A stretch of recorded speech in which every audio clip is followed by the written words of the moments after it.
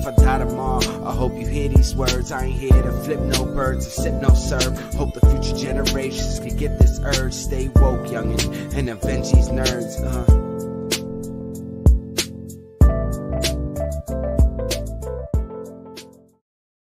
We're going to call this Deluxe Tuesday. It is Tuesday night. Nerds of the Round. Welcome back, guys. Hello. Howdy. It's your boy. Hi. It's your boy Law. It's your boy Tone from across the hall, back in New York. And Vmac, you guys gotta help me figure on. this out. I'm still not working at it. It still doesn't flow yet. Wait. There's two extra faces here. There's two extra Right. faces. We have special guests. Like, this is crazy. Get that special guest. This is going to be a nice little deluxe. We're going to call this Deluxe Tuesday because we're it's coming up. 4th of July is coming up and all that. We want to give you guys a little bit of a big bang. So without further ado, returning to defend her guest title, right? Returning guest. Friend of the show, Laurie Calcaterra, writer-creator of Path of the Pale Rider, comic book, indie comic book. Thank you. And the new resident Snorlax of the series, title that Law has passed on to the one, the only man behind the Sin Shop podcast every Friday. Mondays and Fridays. Come on, man. Mondays and Fridays. Great. Blacking. I'm blackout right now. The one, the only Mighty Pong. Mighty Pong, ladies and gentlemen. Yes, that's right. Every Monday and Friday night at 7:30 p.m. Pacific, and do some math, 10:30 p.m. on the Eastern other place. You can reach us at twitch.tv/Synshop. That's SYNSHOP. Oh yeah. How you guys doing tonight? Good. We are doing Very good. Good. Very good. We got a fun episode today. Yeah, we sure nice do. full house for everybody today. We got a great guest in the background coming out. We got a creator series. Then we're gonna jump into Obi-Wan. Then we got a little bit of a Nerds dance party, and then we jump into Stranger Things. So it's gonna be a fun episode tonight. And I'll be flossing. Oh, you'll be flossing? Yeah. I would. I just learned with Pong what that meant. I didn't know that dance had the name of that, but whatever. I digress. I'm sorry. Go ahead. I call it like to me it just looks like the towel. Like when you get the towel, that would make more sense. Oh God! Stop. Anyway, we keep moving forward. Announcements. Please. Yeah, I go more water pick personally. What? Go. Well, as we were speaking about, we're going to segue into that one. Thank you, Paul, for being the last one, because we're going to segue into that one because announcements go into the description, the links after the show to check out the Sin Shop's last episode this past Friday. Val was a guest on there. You got to see her put together some of Optimus Prime out of Legos and all that. So Val did her guest spot. She was kicking butt on there, but we will be talking about when we will do the announcement when the entire nerd scene will be invading the show, NWO style. So we're gonna go in there, Scott Hall, Kevin Nash, Hollywood Hogan, and Six Pack style, and just invade the show. More Bullet Club, put it that way. There we go. And Law off the top rope with the elbow from the sky. Let's do it. Also, I love that you already know that I'm the high flyer of the group. There you go. Yeah. I'm just the guy with the cane and the steel chair. That's it. That's valid. You're the first one out in the Royal Rumble. There you go. You got the record. Cheers to that. Also, to make sure you guys are checking out again, Sebastian. What I put out there was the Patreon page. The new Patreon page is out. New character reveal for the comic that I have coming up on the Patreon page. So if you're subscribing to the Patreon, it's only $3 a month. Subscribe. There are a lot of updates that you get on Tuesdays. Public posts, if you're following, public posts happen on Sundays. Also, too, make sure you're following and subscribing to Law's Twitch channel. Law is hitting it up on Twitch, going pew pew pew pew pew. Oh, give him the schedule. Come on. Pew Pew with Law and Crew will be coming back looking like this Sunday at 4 p.m. Eastern and on Thursdays at 5 p.m. Eastern. If schedule goes well, Thursday instead of Sunday, so it'll be a little bit sooner. I'll be coming back with some fun stuff. So be on the lookout for that. Also, to make sure you guys are tuning into the Medusa's Cascade podcast every Saturday. It is dropping. It is kicking ass. It is doing things. 80 plus episodes. Come on, it's kicking butt. The D&D podcast that keeps giving. And it is by the worst arc ever. We're just in hell. We're just in hell. Like, it's so bad. Like, we just want to go now. The beautiful part is the behind the scene chats that everyone has. It's so much fun. You guys.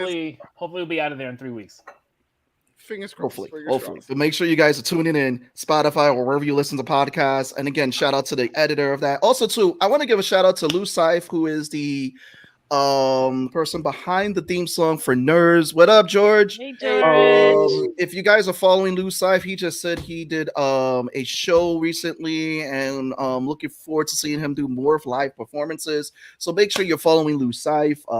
Again, we thank him for always being there, supporting Nerds, and also putting together the theme. So thank you, Lou. And again, keep kicking ass out there. All right, how did we do? How did I do? Did I get an A, B, C? You got like a strong B minus.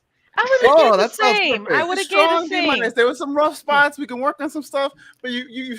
I would say strong. I would say his effort ended in a spiral-bound yearbook. You know, spiral-bound yearbook. Yes, that's an inside joke where Seabass's high school's yearbook was spiral-bound. Wow, they put no budget in that. Okay. Listen. Announcement. Monroe Academy Visual Arts Design High School has given cheap as wow, you just throwing the high school name on. Wow. Roll the bus over. Wow. Okay. I take the bus and I drive it through that bitch. Oh my god. But what is on the docket? What is on the agenda What is today? on the docket? So later in the hour, we are going to be talking Stranger Things, like I said, after the Nerds Dance Party. Before the Nerds Dance Party, we are going to be talking about Obi-Wan because we got 2 episodes to catch up on. Last week, we covered Miss Marvel. Failed the driving test just like Miss Marvel. So don't worry about that. So I know how that feels. FYI, I'm liking the show better, just saying. As you should. Second episode's getting me now. I hate it. Like I said, it's aside from the major change, like right, but which the content of the show. They might be alluding to it eventually. So if they still can incorporate it, I'll be happy. But we'll talk that another time. I'm sorry. Well, we're gonna do a Nerds first because our returning guests are gonna join us in the creator series and get to kind of break these 2 new creators in on the creator seat, not like the hot seat right now. I feel like that should be a new thing. We just bring in old guests to like help interview the new guests and be like, trial of fire. Let's do it. No, we'll be nice. No we'll be pressure. Nice. I just want to hear what camaraderie. It's like what what you guys things going that on? I went through. Talk shop and make friends. We're gonna make them drink the Kool-Aid and be like, one of us. One of us. So they did a great, awesome series. They're about to launch another Kickstarter because they've already released 4 issues of their comic called Raze, which again, if you love zombies, because again, and it's great to have Laurie back with us to talk about this and all that. My favorite zombie story that I've ever heard is Path of the Pale Rider. But these guys have 4 issues out. They're about to do a 5th issue, launch a Kickstarter that is coming up. We're going to drop the Kickstarters in the comics for you guys to follow. And when it launches, you'll make sure you want to open up your wallet and give him your dollars like Fry is in that meme. So without further ado, give me a drum roll, please. Well, welcome the one, the only, Sam and Trey. Hey! What's up? Welcome with that wish.com drum roll. Let's go. Oh man. We have drum rolls at home. Welcome to the madhouse that is Nerds. I am your host, Sebastian. Nice to meet you guys. Welcome to the show. So with the first question that we always give everybody when they come on the show, because everyone has their Spider-Man origin story or their villain story. Let's just say it. Let's just put it out there. I mean, let's go with villain story because you live long enough to be the hero, you become the villain.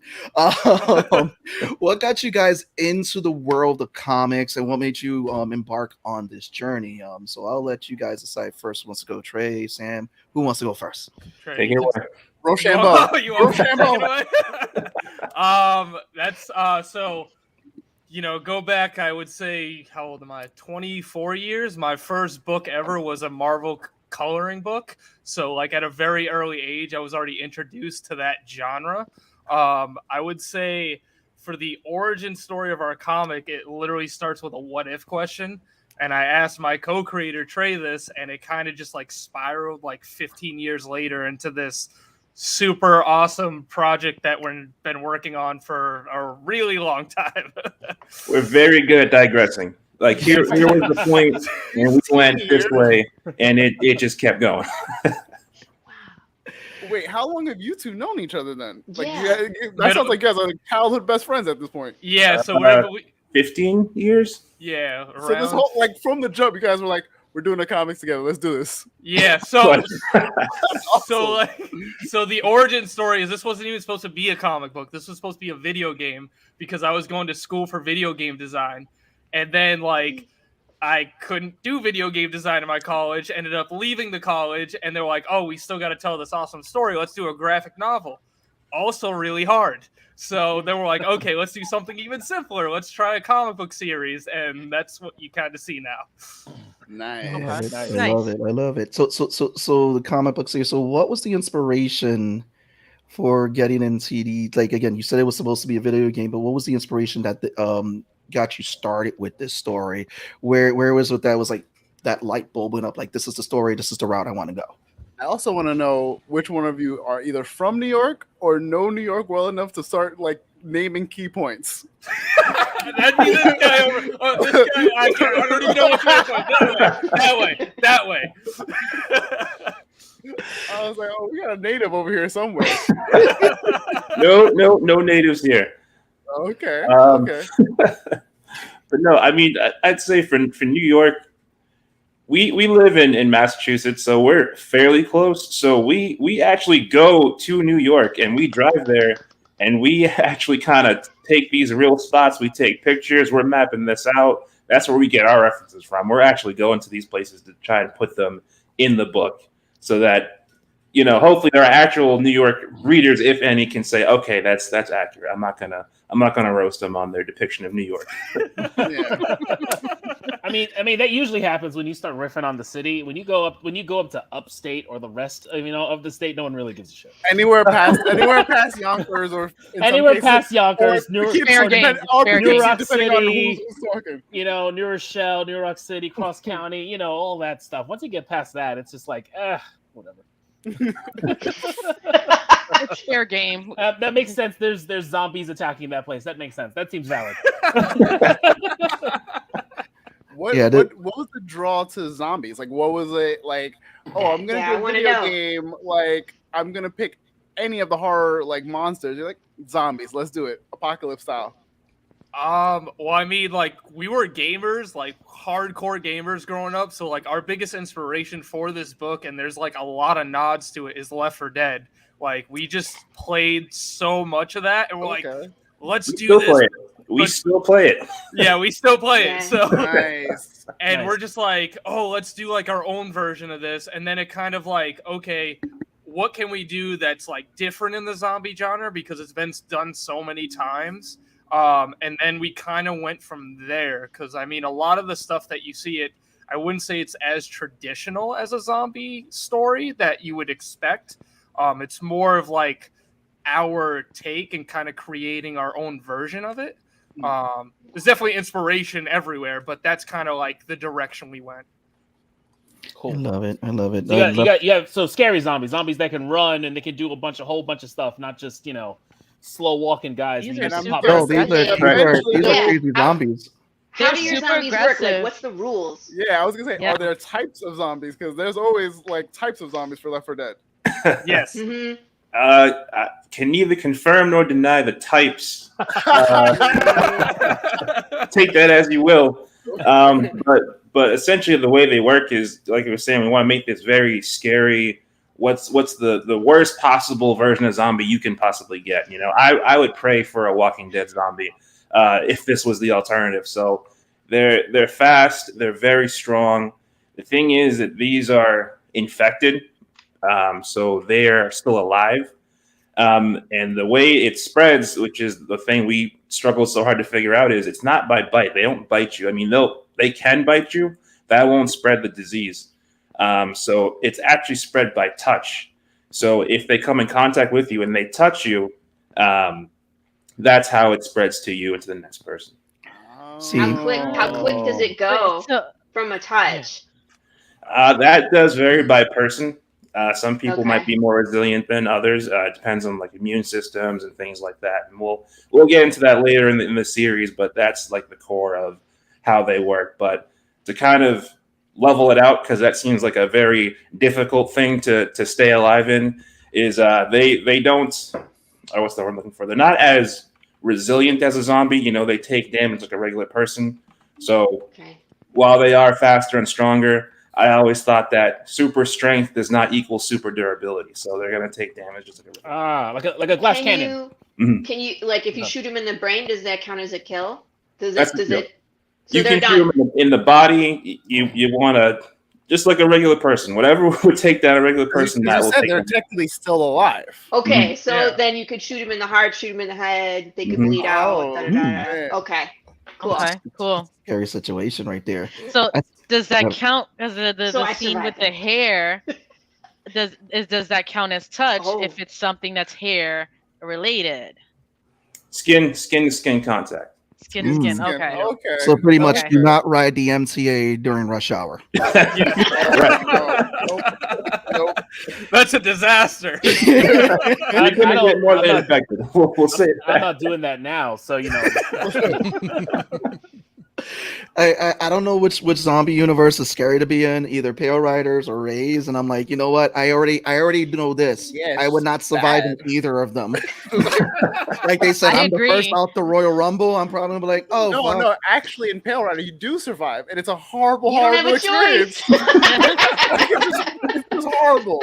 You lose either way, man. Yeah. You lose either way. So can I tell them real quick? I just want to. Yeah, go for it. All right. Yeah. So in my zombie apocalypse, the death process is broken, so people turn into undead, but they're still people, but there's no way out.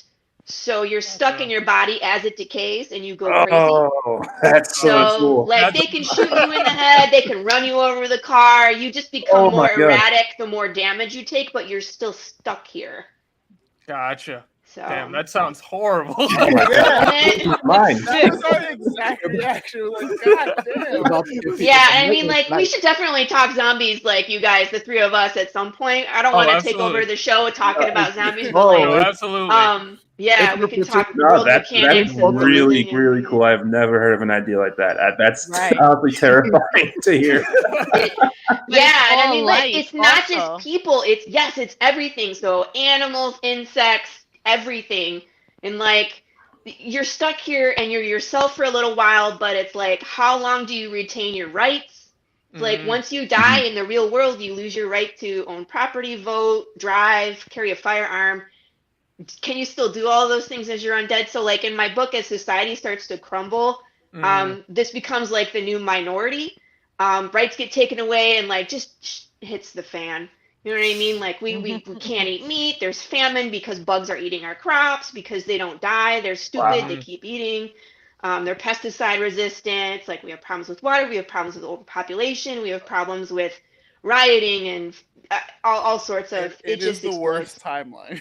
It really is. It's really bad and like, yeah. I was But waiting I mean, for the butt at the end. Like, is it going to be? Oh, but this? No. It just kept kind of. I'm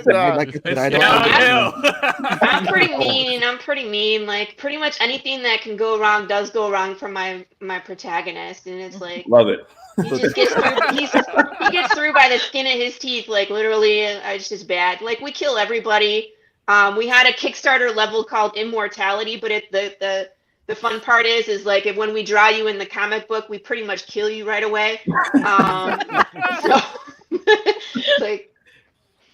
You're immortalized in the book, but we kill you. Yeah.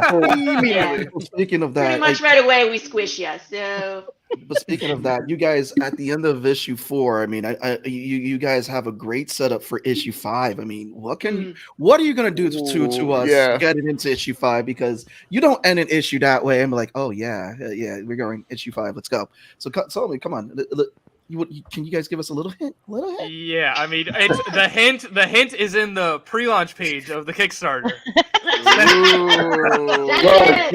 Go ahead and click the link. Click the link. That's it. But no, it's pretty much. I mean, the coolest thing is like, I love talking about this issue because like me and Trey sat down and there's like. So the way our storytelling is, and we say this with pretty much everybody, is it's like moment to moment. We don't really like if you read a comic, you're not going to get like 10 years in one issue.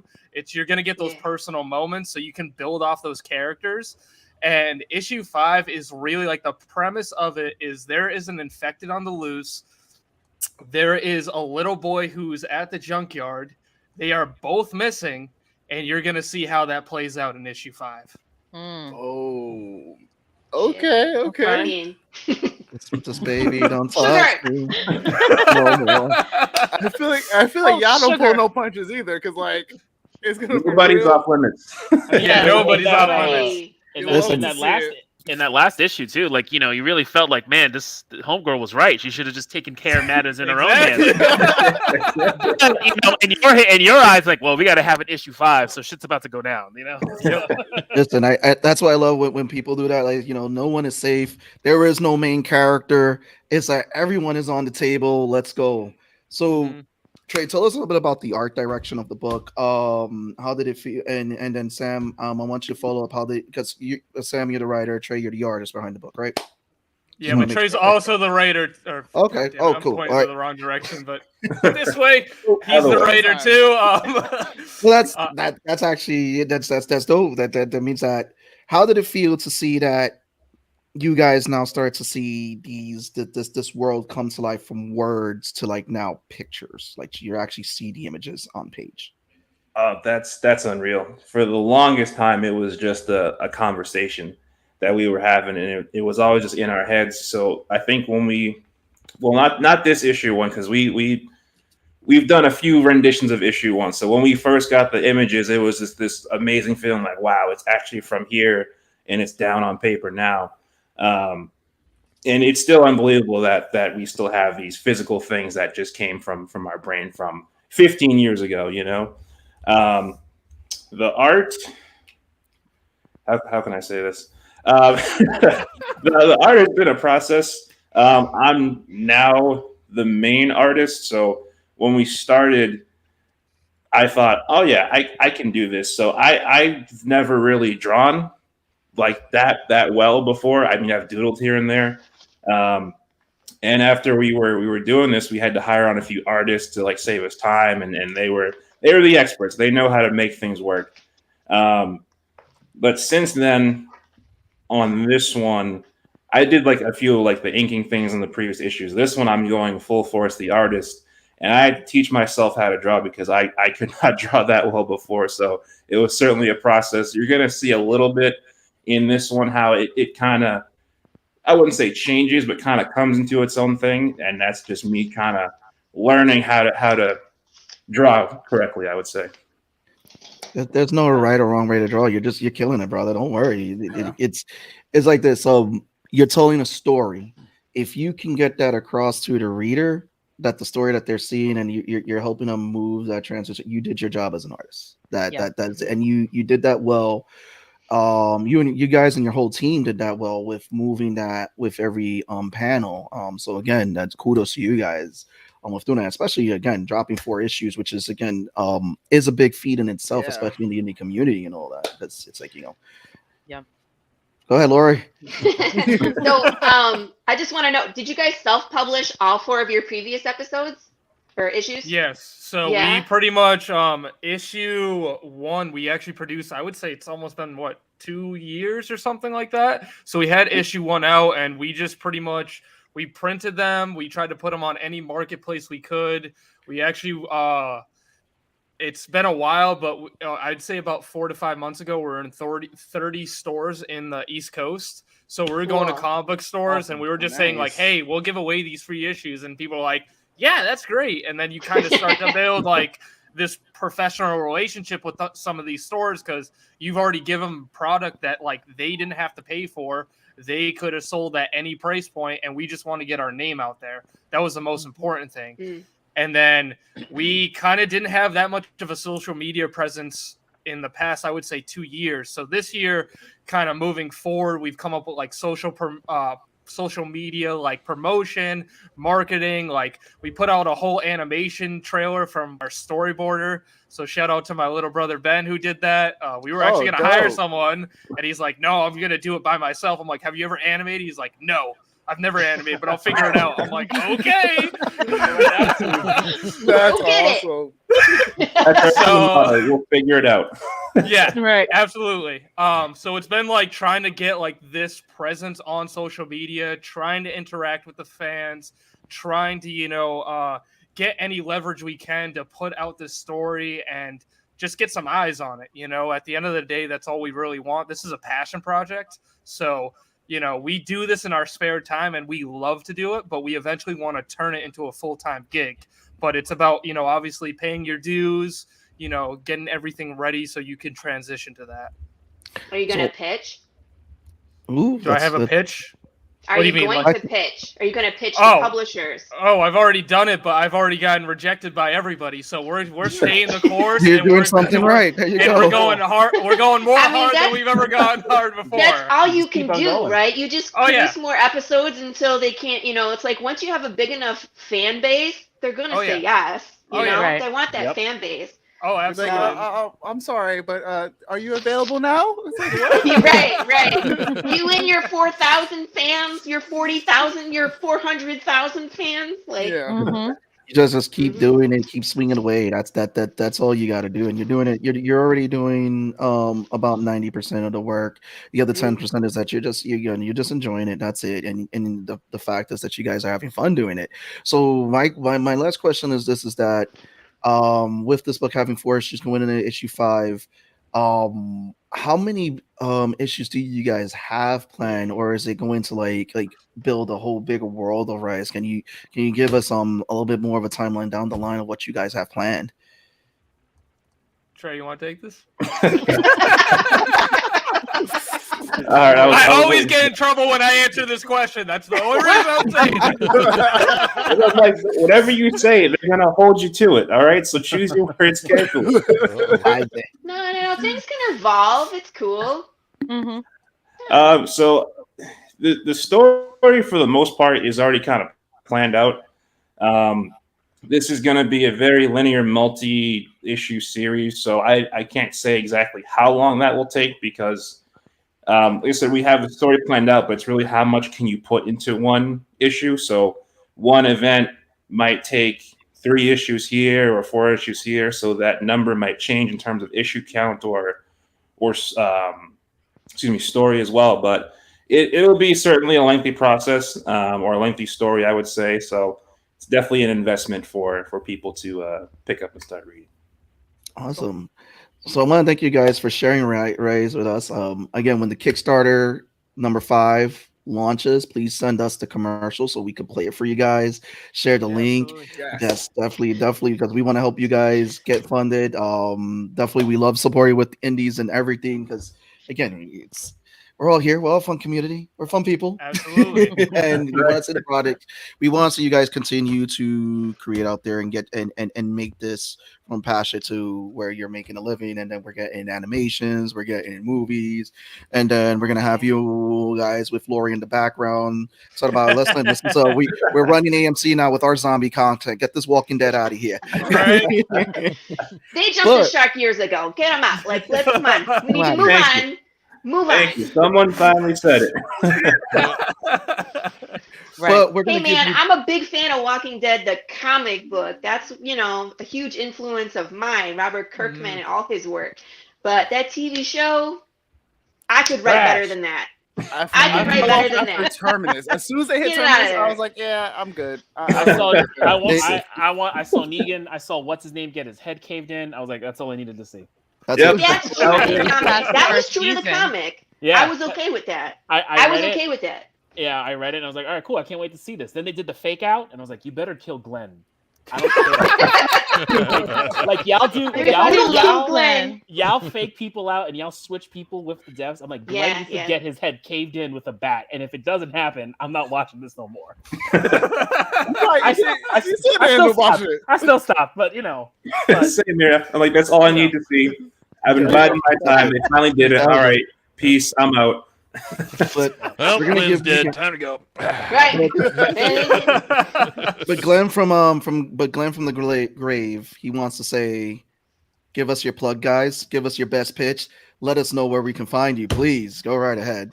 Yes, so I am the social media marketer. So you can find us on Amazon. You can find us on Global Comics. The first 2 issues right now are free on Global Comics. So if you want to read a really cool story and get delved into our universe, you can do that. We are on Facebook, TikTok, Instagram, Twitter. That's it, I think. Oh, YouTube as well. Just search Raze Comics. And yeah, just search Raze Comics. We're not that big yet, so we don't have any fake fan accounts yet. So we're No the only MySpace one out account there. And yeah, we're mostly on Twitter. You can find me comics_Raze. The header is 2% milk. I'm probably the only person in the universe who has that header. And yeah, Trey's on Twitter too. Usually he's 2 Treys. Sometimes. And his headers, I am not Rick. My name's not Rick. So those are so that's how you can find us. Is that your real name? Not Rick? No. Not Rick. Gotcha. It's just what, Rick? You're not Rick Grimes or you're not Rick Sanchez. I mean, there's 2 cool Ricks out there. So Rick Ross. Well, yeah, there's 3. There you go. Yeah. You can own a Wingstop, Trey. You choose which Rick am I not? Word. All of the above. So yeah, so for those who are joining us, make sure you guys go back and watch this on demand, learn more about Trey and Sam's comic, Raze. Again, if you guys love zombies, definitely follow them, give them the support that they need. Definitely give them and follow them and build out their social media, share it with friends too who love zombies and all that. And we are going to keep you guys posted when the new Kickstarter launches for them. And the Kickstarter link is in the description, so make sure you guys are following, give them the support, and get them fully funded. So without further ado, now, if you guys would like to join us, we are now diving into a universe far away off the turnpike. All right. Somebody's gonna have to go back and get a whole bunch of Val dimes. can do the spoiler warning for this. Oh wait, so we'll get Val to do the spoiler warning for this one. Okay. So Val, let's go. Here we go. Wow. Oh, crud. I was not prepared for this. So You never we're are. diving into Obi-Wan. The last 2 episodes, we get some silly water world where we gotta save Leia, and we also dive into what Reva's backstory really is, which we all speculated, as well as Obi-Wan kind of like freaking out over his flashbacks, him and this weird bond with Vader. I don't know. With this flashback, I don't know. We see also Anakin, Christian Haydenson. Yes, I'm sorry. We see Christian Haydenson finally, much older now, but actually see him dueling. It's pretty cool to see. And also the return of the Grand Inquisitor. We all knew he wasn't dead. Yeah, we're going to dive into some Obi-Wan. The last 2 episodes, 4 and 5, we're on, correct? Yes. Yep. So, yeah, let's get started. Val, see, look at that. Look at that. We're doing double duty. For those who don't know, that was really the tone segment. So we're doing double duty because, we got a nice long episode for you guys. Join us today. We have Trey, Sam, Laurie, and Pong. And since Pong, you have been quiet, we are now going to pick on you. I have been strangely quiet. You've been strangely quiet. Oh my God. Sorry for you. I need to clear my throat. Who Okay, are you? so- You're not Pong. So I Pong, know, jump right? in on your thoughts of Obi-Wan these last 2 episodes. Obi-Wan. Okay, yeah. So this has been pretty much everything that we thought it was going to be. I don't mind it because a lot of people are like, "Oh, this episode is so great. This is the best thing," and blah blah blah. Darth Vader's doing some Darth Vader stuff, which is cool, right? But is it the most amazing thing since sliced bread? Thank you, George. It's a good story though. You know what I mean? Mm-hmm. So You yeah, say, it's You say, it's not it's just it's good. Val and Pong arguing? What? No. I'm It's not arguing. good. I'm only asking. No, that's fair. It's good. In fact, I'll even go as far as to say very good. But is it the second coming of George Lucas? No. That's never gonna happen. You know what I mean? So, but no, I thought overall it was good. But that is a really convoluted plan that Vader had. Darth Vader was like, hold on, I sense that this person is going to betray me one day because she was a youngling and I killed some people. Spoilers, by the way. Val already told you. We But, already know what it is. You know, so Vader's, he already knows that she's going to betray him, so she's going to let her stab the Grand Inquisitor gonna make her the Grand Inquisitor just so that she'll lead him to the thing. And if he already knows how this is all gonna end, why did he go through all that work? You know what I mean? Like, you really think I didn't see this coming? Like, I mean, she Yeah, made funny for way a to show it. good Jedi killer, apparently. So, like, that's Right. what she's good for. He literally was like, "Oh, you get to be my weapon, and so you're no longer useful to me." It's like Right. you know what they did. It's like they ruled of tooled it. They rule of two'd it, but Yes. not in the way the rule of two should be. Yes. Huh. Laurie, I can you're see that. laughing right there, Laurie. Go ahead, Laurie. That's Jump what in. that is. No, I was just gonna say, which episode was it? It's the one, I think it was 5, where that's the one I really liked. Like I'm kind of with Pong, where it's like I'm not blown away by the series. I enjoy like the Vader moments. I really dislike watching Obi-Wan not being a Jedi. And I knew kind of going into it, that's what we were going to get when he's running from the Inquisitors. It's like, how many episodes are we going to see Obi-Wan being a regular guy?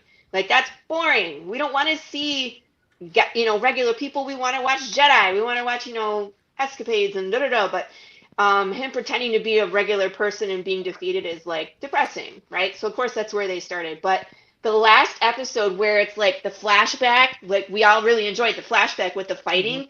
I thought that was a really thought out episode because they're showing this flashback about how they know each other so well after all these years of fighting that's how they can anticipate each other's moves. And they're still the same people. Anakin is still making the same rash decisions and rushing into the fight and, only cares about winning against Obi-Wan, not against the big picture. He doesn't care. He puts everything at risk. He lets people that are going to betray him, he puts them in charge so that he can get close to Obi-Wan, just for that reason, you know what I mean? And still can't learn. He can't get past, where he was back when he was a Padawan.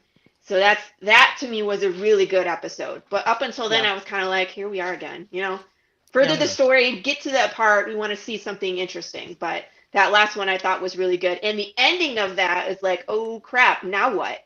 So let me ask you this. Who had that video? Kingo. Not Kingo. He was Kingo in Eternals. What is his name here? We'll call him Kingo in this. This Kingo 2.0. He dropped the Would that be He Kingo? dropped it. Yeah. Oh, he had the video. I was like, how did that get there? And then did Vader see it or No, because it Vader was didn't see it. smashed. He Vader was didn't, Reva. but Reva Reva saw happened. it, and now got it. we're like the very last shot was of Luke, and I was like, oh crap.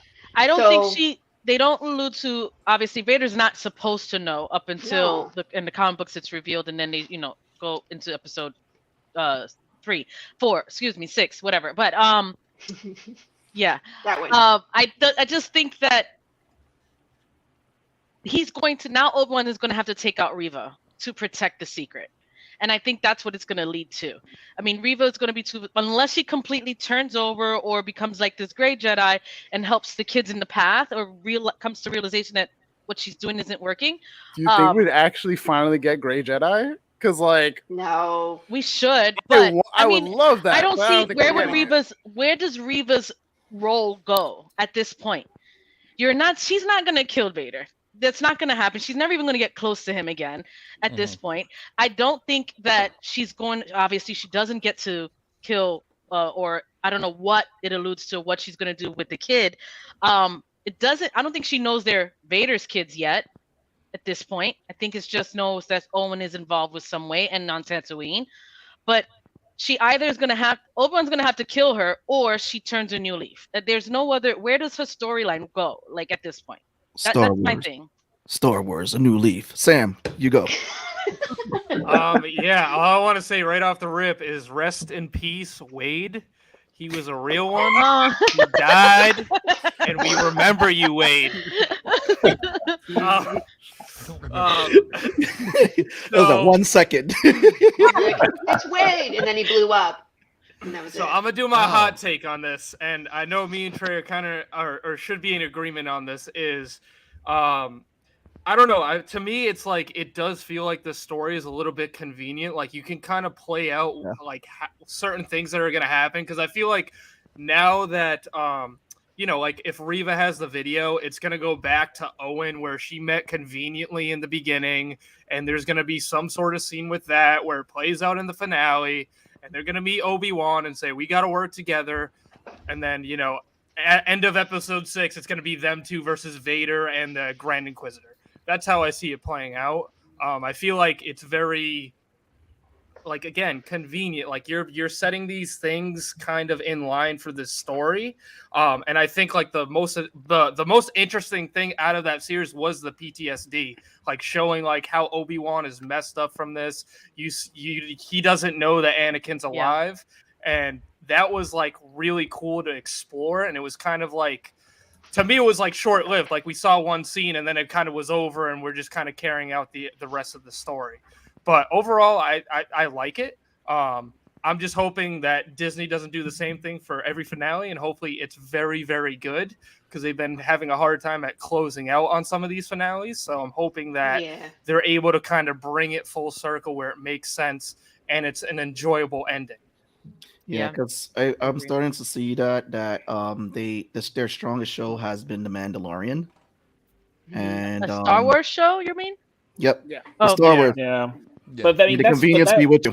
But the thing is, the convenience is because you know the end game. It leads to a New Hope. I mean, you already know the other end of the chapter, so it's just gotta fit in properly. Yeah, and that's the thing. That's like they're trying to get this all to fit in a puzzle, which I feel like it's like that. Like us as fans, we want stuff, but it's like you see the convenience there, which is why I like Taka's approach, Takawati, who's looking to do a Star Wars property, but he doesn't want to do any of the Taka. I am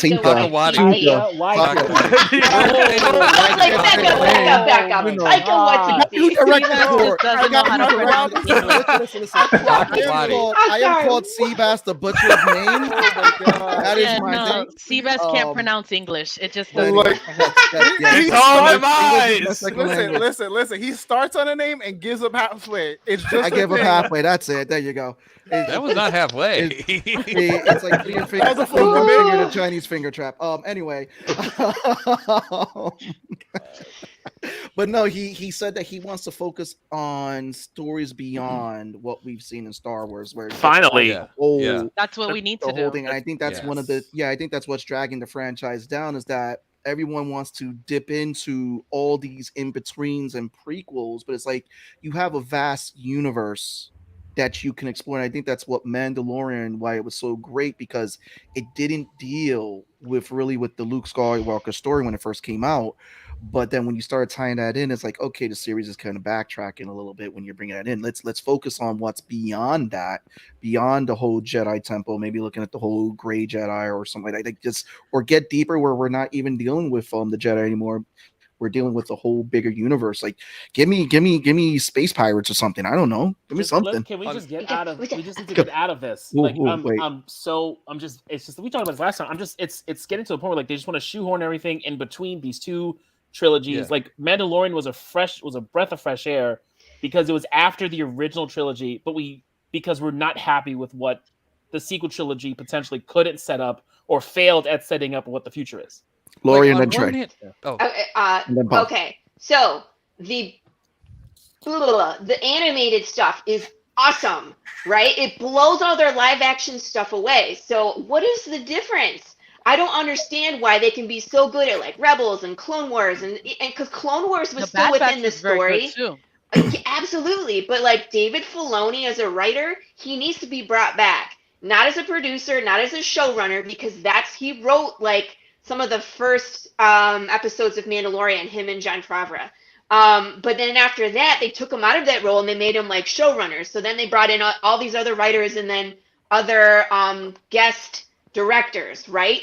Bring him back. Let him develop another show, even if it's live action, because I feel like they understand the world and they can go outside of the box. I feel like one of the biggest complaints I have with Obi-Wan is it takes no risks. Zero. Yeah. Okay. Yeah, I can agree with that. Pong. So, we don't learn anything new. I mean, the Inquisitors are cool, but we've already seen them in Rebels. Yeah. We know what to expect already.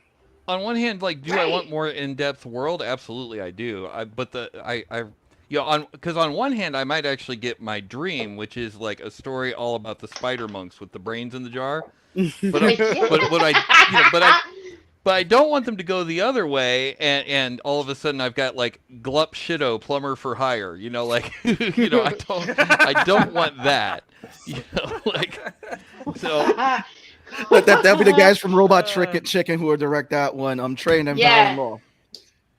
I guess I gotta agree. I think the problem is Disney's just chasing the bag for some reason. Like, you guys don't have enough money. The name Vader just brings in so much money, they just can't help but throw him in everything. Every Star Wars entity we've had so far is in the Vader era. Every single one, even the ones that you don't think is it. I think the creators are also just a bit afraid to venture out because, like you said, Mandalorian, breath of fresh air. At the end, hey, guess what? Vader era. We're tying it back. Here's Luke Skywalker. So it's very, like you said, it's kind of getting old. This is space. A long time ago in a galaxy far, far away. Well, why are we just on this one part? There are like so many books. I get it entirely. Books. Everybody makes sense. However, I'm still here for it, and I'm always gonna watch it. I'm never not gonna watch. Take my money because I will give it. It just doesn't matter to me. I'm still gonna enjoy it for what it is. Yes, I would like to see new stories. I'm excited to see Ahsoka. I need Ahsoka. I do too. I think that the fact that we got Bad Batch was a good twist from it. Tone and I spoke about this. We would love to see Darth Bane. There's different Jedi, Sith, Darth Bane. Yeah, the one who creates the Rule of Two. There's a lot of Sith stories that they can explore, and that I would like to see as well. I mean, it doesn't all have to be based on the Jedi. I think that this is just the beginning of everything they can do, and this is a vast.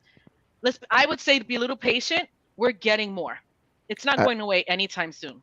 I want to thank Trey because Trey spun this idea, and this has been something bubbling for a while too. Because Law, I want you to co-sign on this if I'm right. Because everyone's seen each other. Don't ask for a lot. It's a very small. I'm gonna say this right now. You heard it from me. But Star Wars takes place in the 5 boroughs of space. That's why we're always like the Jawas are from the Bronx. Oh my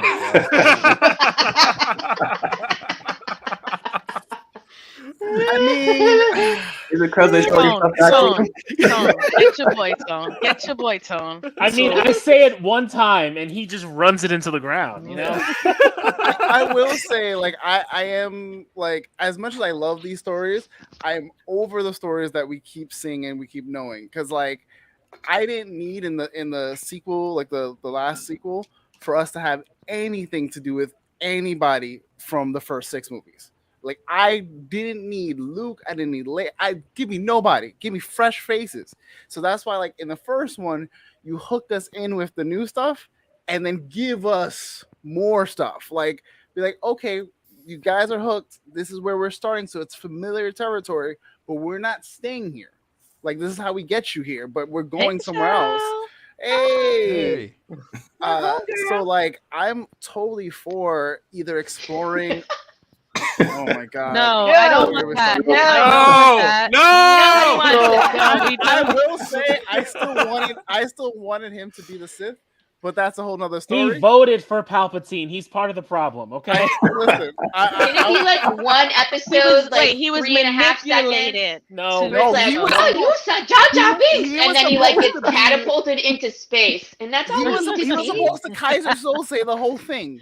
He was the verbal kid of the Star Wars prequels. Stupid. And then all of a sudden he was supposed to do a heel turn, and everyone was like, "We don't want this," and it was like, "You sure?" And they're like, "No," and George Lucas was like, "Okay," and then everyone hated him because he never got a chance to do that. Well, between Jar Jar Binks and the Metachlorian hard-on, it's kind of hard to keep going with that. Yeah. But I would love to see other stories that we either haven't explored, live action, just give us new stories past episode 9, or give us stuff that predates episode 1, because there's so much content that we know from the Old Republic and Legends and all this other stuff that we're just not touching at all. And then even if they bit. wanted to do stuff that kind of involves like the in-betweens, make stuff canon that you know that we want. Like make stuff that everyone's like, we want to see like Mara Jade. We want to see this person. I would like, love to But see it's Mara so, but Jade. like that would be hard. You can't now. You can't But do that's it gonna because be of hard how it the went. sequel Because of how it movies. went. This- Exactly. There's no other Jedi Council. That's the whole thing when you fuck up with Luke. Luke needed to create the new Jedi Council, not whatever the hell happened where he tries to kill his nephew because he's dreaming bad dreams. Like, I don't understand. Like, I don't understand. He was supposed to bring balance to the Force, Isn't not there like destroy a it. movie described badly? Yeah, that we already know what the problem was. The movie was that second director, and then the third movie was that they were trying to clean it up, and we got the creepiest line ever, where that was supposed to be what was it? This guy. Oh, Lando's daughter. That shit was so creepy. Yeah. So they alluded, Lando's daughter. I'll let I you don't remember. What did she say?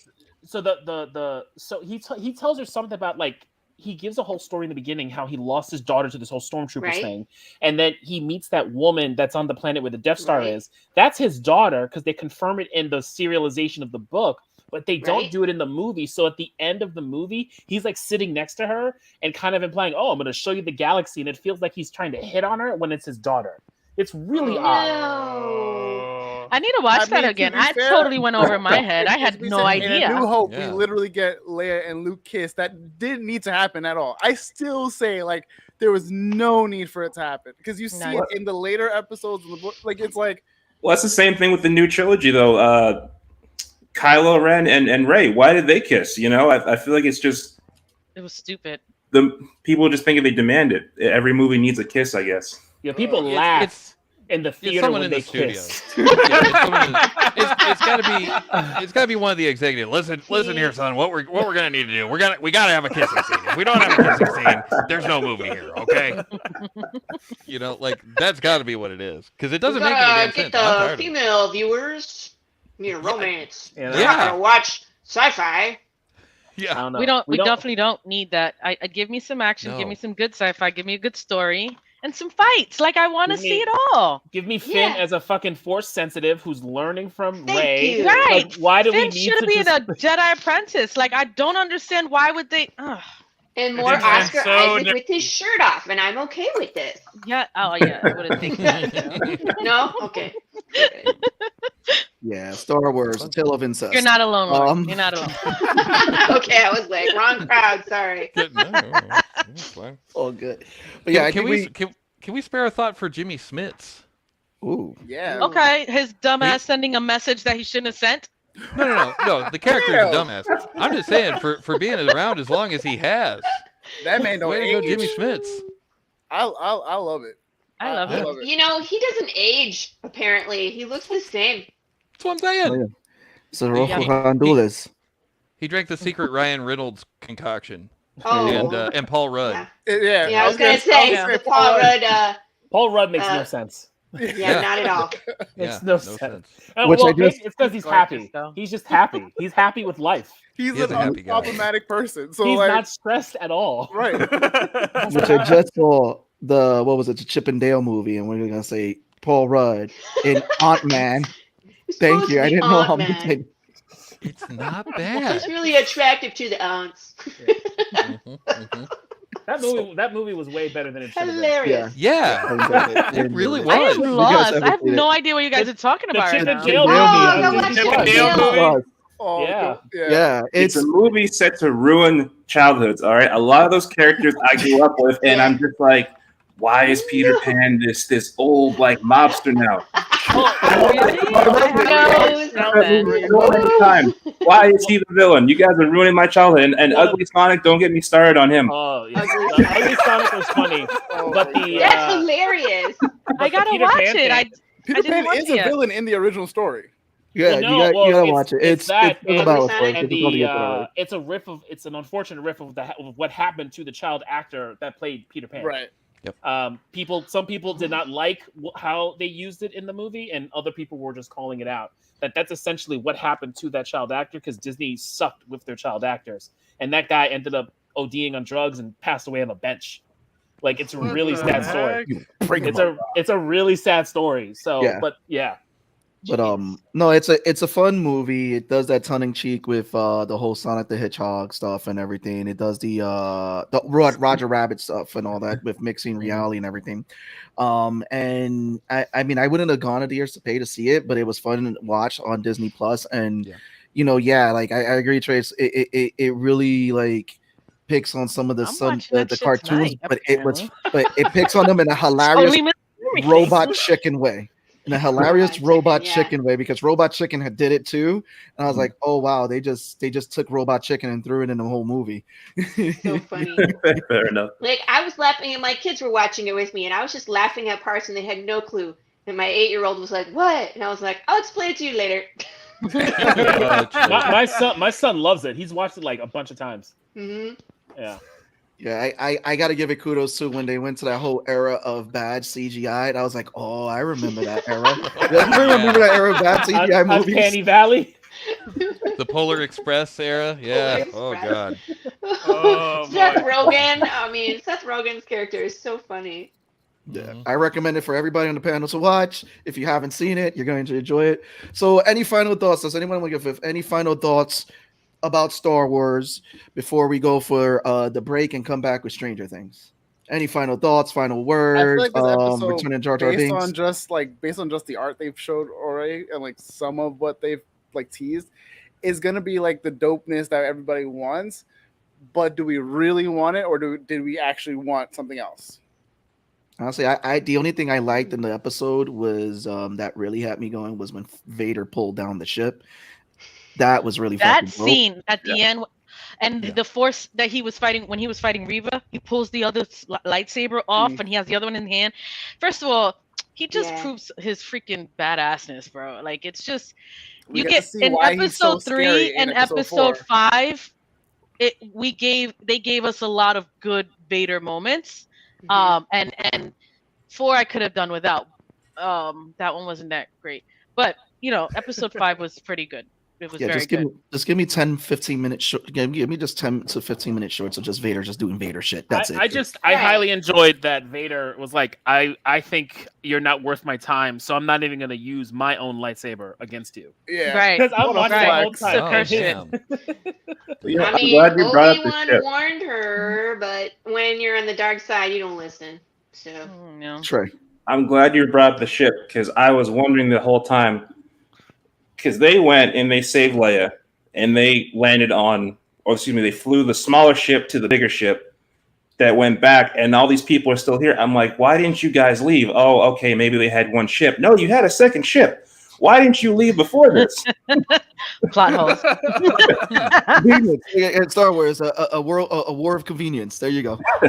Yeah, Ooh, yeah. We don't ask questions in a world that doesn't exist. It just I definitely have. Listen, it's a world where stormtroopers, no matter how close they are to you, still cannot fucking shoot you. Oh my god! But according to Obi-Wan in episode 4, they're the deadliest warriors. From a certain point of view. Isn't there like some YouTube video? It's like if we're talking about the stormtroopers were deadly, and it like shows out. Corridor Crew. I'm pretty sure it's Corridor Crew. I might be wrong. No, someone needs to change the vision plan of what the stormtroopers have, because they all need something, man. Dude, just take the helmet off. Brain. Solid, man. That was your problem. Bad training. Go ahead, Sam. I did want to say the lasting thoughts. Ice Cube Jr. is hilarious in that show. Okay, he is hilarious. Ice Cube Jr. He is hilarious. I don't know his real name, but he is hilarious. Like when he's like, "How long can you fix this door?" He's like, 3 or 4 hours. He's like, "No, this needs to get open in 10 minutes." And he's like, "Okay, yeah, I could do that." It's just and all they did was plug in one cord. Listen. I got you right now. I got you. What is she doing up there? I'm gonna tell you why it took 4 hours. It was a union job. Hey, listen, I haven't had my break yet, okay? Hey, what do you think I am? The guy that plugs stuff in? Hell no. Go get that guy from down the street. He's over there. Listen, That's his listen, fucking job. Okay, sorry. you don't want anybody in the But, Star Wars universe designing anything that you because but, apparently a small little port in a big massive. Yeah, like So Then what are all the cords do? What They if can't the even cords do? They can't even make handrails. I mean, come on. Oh, Infrastructure yeah, there is a are no mess. handrails. There are no oh my handrails. God. So I wanted to say Where's just one OSHA?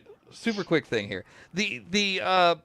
So I have this theory with a lot of Marvel movies, and this is why I watch all the Sony ones as well and all that. We can go into that later. No. Bypass Taking all. a left turn. Because my no. God. Here, You I call so it's come on. it's the same thing as with the reason why I watched the whatever of Boba Fett, right? I call it a veggie tale. Whatever.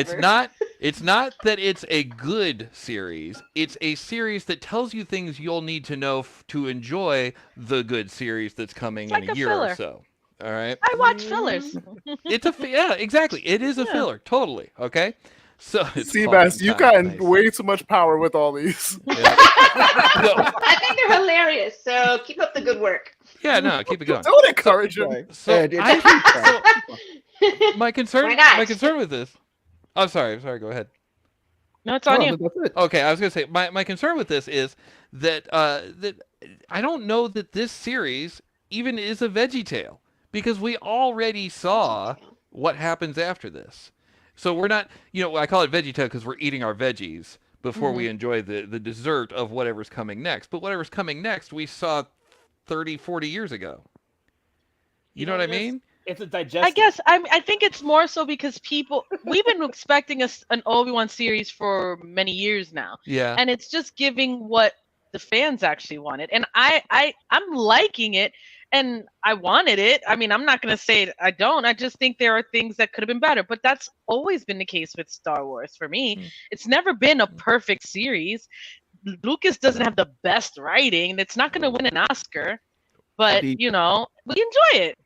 These shows, Pong, to what you're saying, these shows are a laxative, getting us ready, and for the next laxative. Absolutely so not mean. It's not that bad. It's not bad. I'm having Wow. fun. I did have one thing to add, just to clash with Pong. So couldn't we technically, if we're gonna do like the whole veggie tale theory on that, couldn't we, the text is at the beginning before you watch something, couldn't you just cliff note it where you just describe what has happened that you don't want to see and then just get into the good stuff that you do want to see? Ooh, You could, but they don't. So you definitely could. Not a bad idea.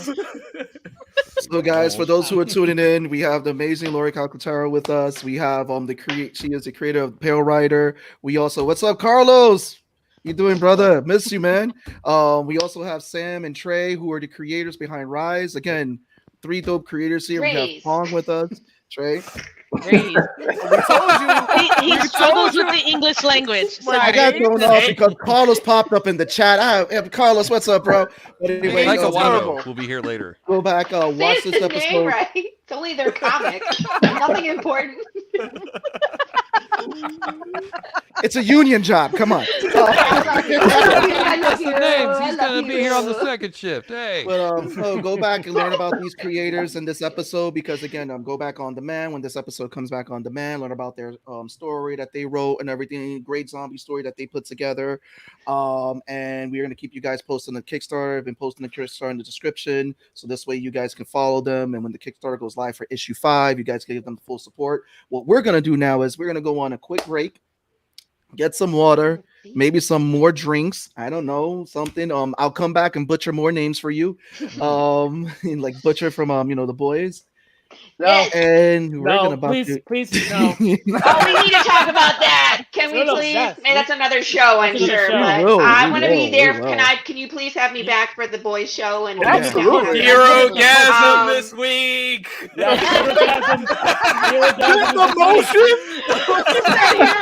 Oh, you mean like this hero-gasm?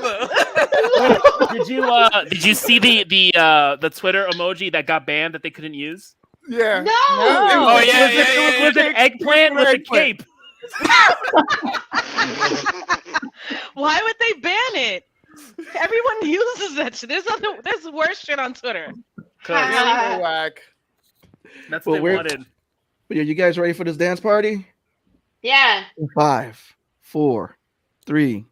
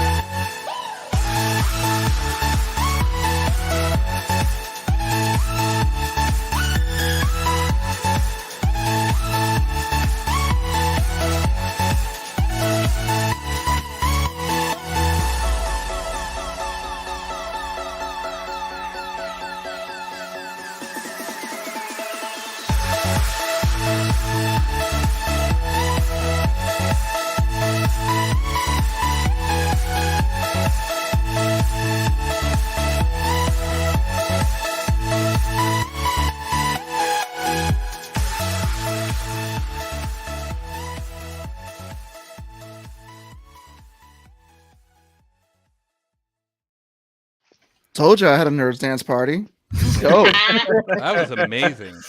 I have never seen anybody Millie, whatever that is, just like that. That was really good. I didn't know you were that flexible, Seabass. That was amazing.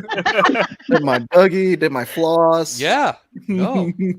Again, can you teach me how to Dougie?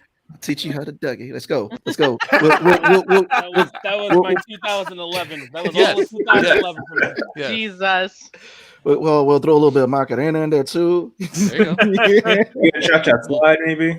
A little Charleston, perhaps? Why not? Let's Great party, guys. That was a great party. Welcome back, guys. I hope you guys enjoyed that intermission. So with us, we have a great panel with us again for hour number 2. We're going to be getting in Stranger Things. So again, we want to welcome Sam, Trey, Laurie, and Pong. Again, go back, watch this episode on demand. Learn about Trey and Sam's story on Raze, because again, they put together an awesome zombie comic. Also, too, again, we have Laurie. Laurie, you give us the last update from when you've been on the show. How is everything with the Pale Rider? Yes. So last time I was on the show, we were Kickstarter mode, right? So we got 116% funded on May 15th.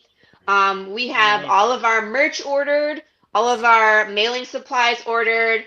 I went and had someone create a prototype Funko Pop of Jude St. Clair. It's going to be so cool. I cannot wait to get my hands on it. That is so dope. So I know I'm going to put it all over social media when I get it.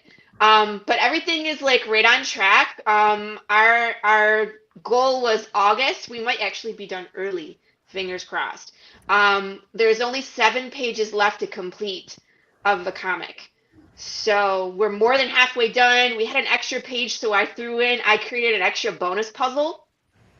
One of the cool things about my comic book, for those people who are just now hearing about Path of the Pale Rider, is that we do a few different things. So we have the comic book, and then since I have a background in production, we also produce short films. So I'm getting ready to shoot the second short film, which is interactive. So if you want to be part of that short film, come to my Facebook group, Path of the Pale Rider, and you can get the deets. And then if you want to shoot some footage and send it to me, you can actually be in the second short film. And then the third thing is we have a bunch of riddles to solve that will send you to places in the real world. So the back cover of the comic is actually a riddle. I've had a few people solve it, 3. I was hoping for more by now. So I'm going to add a clue. So I'm actually adding, there's a page in the comic that's another puzzle, but it's a clue to how to solve the riddle on the back. So it'll be much more of a clue for people who are getting a physical copy than the digital. Nice. So for those who are wondering, again, if you want to get some great zombie content to add to your library, make sure you're supporting Laurie Path of the Pale Rider, and make sure you're supporting Trey and Sam with Raze, because again, this is stuff that's going to give you a run past The Walking Dead, because you're going to be Walking Dead. What? I mean, come on. You can still order copies of the comic, though. I just want to throw that out there real quick, because we have not printed yet. So if you're still interested in getting a first edition, first print copy of Path of the Pale Rider, head to my website. You can still get on the list. You guys want to shut up and take the money. Is the clue Rada Alada? Say again? Is the clue Rada Alada? No. Okay.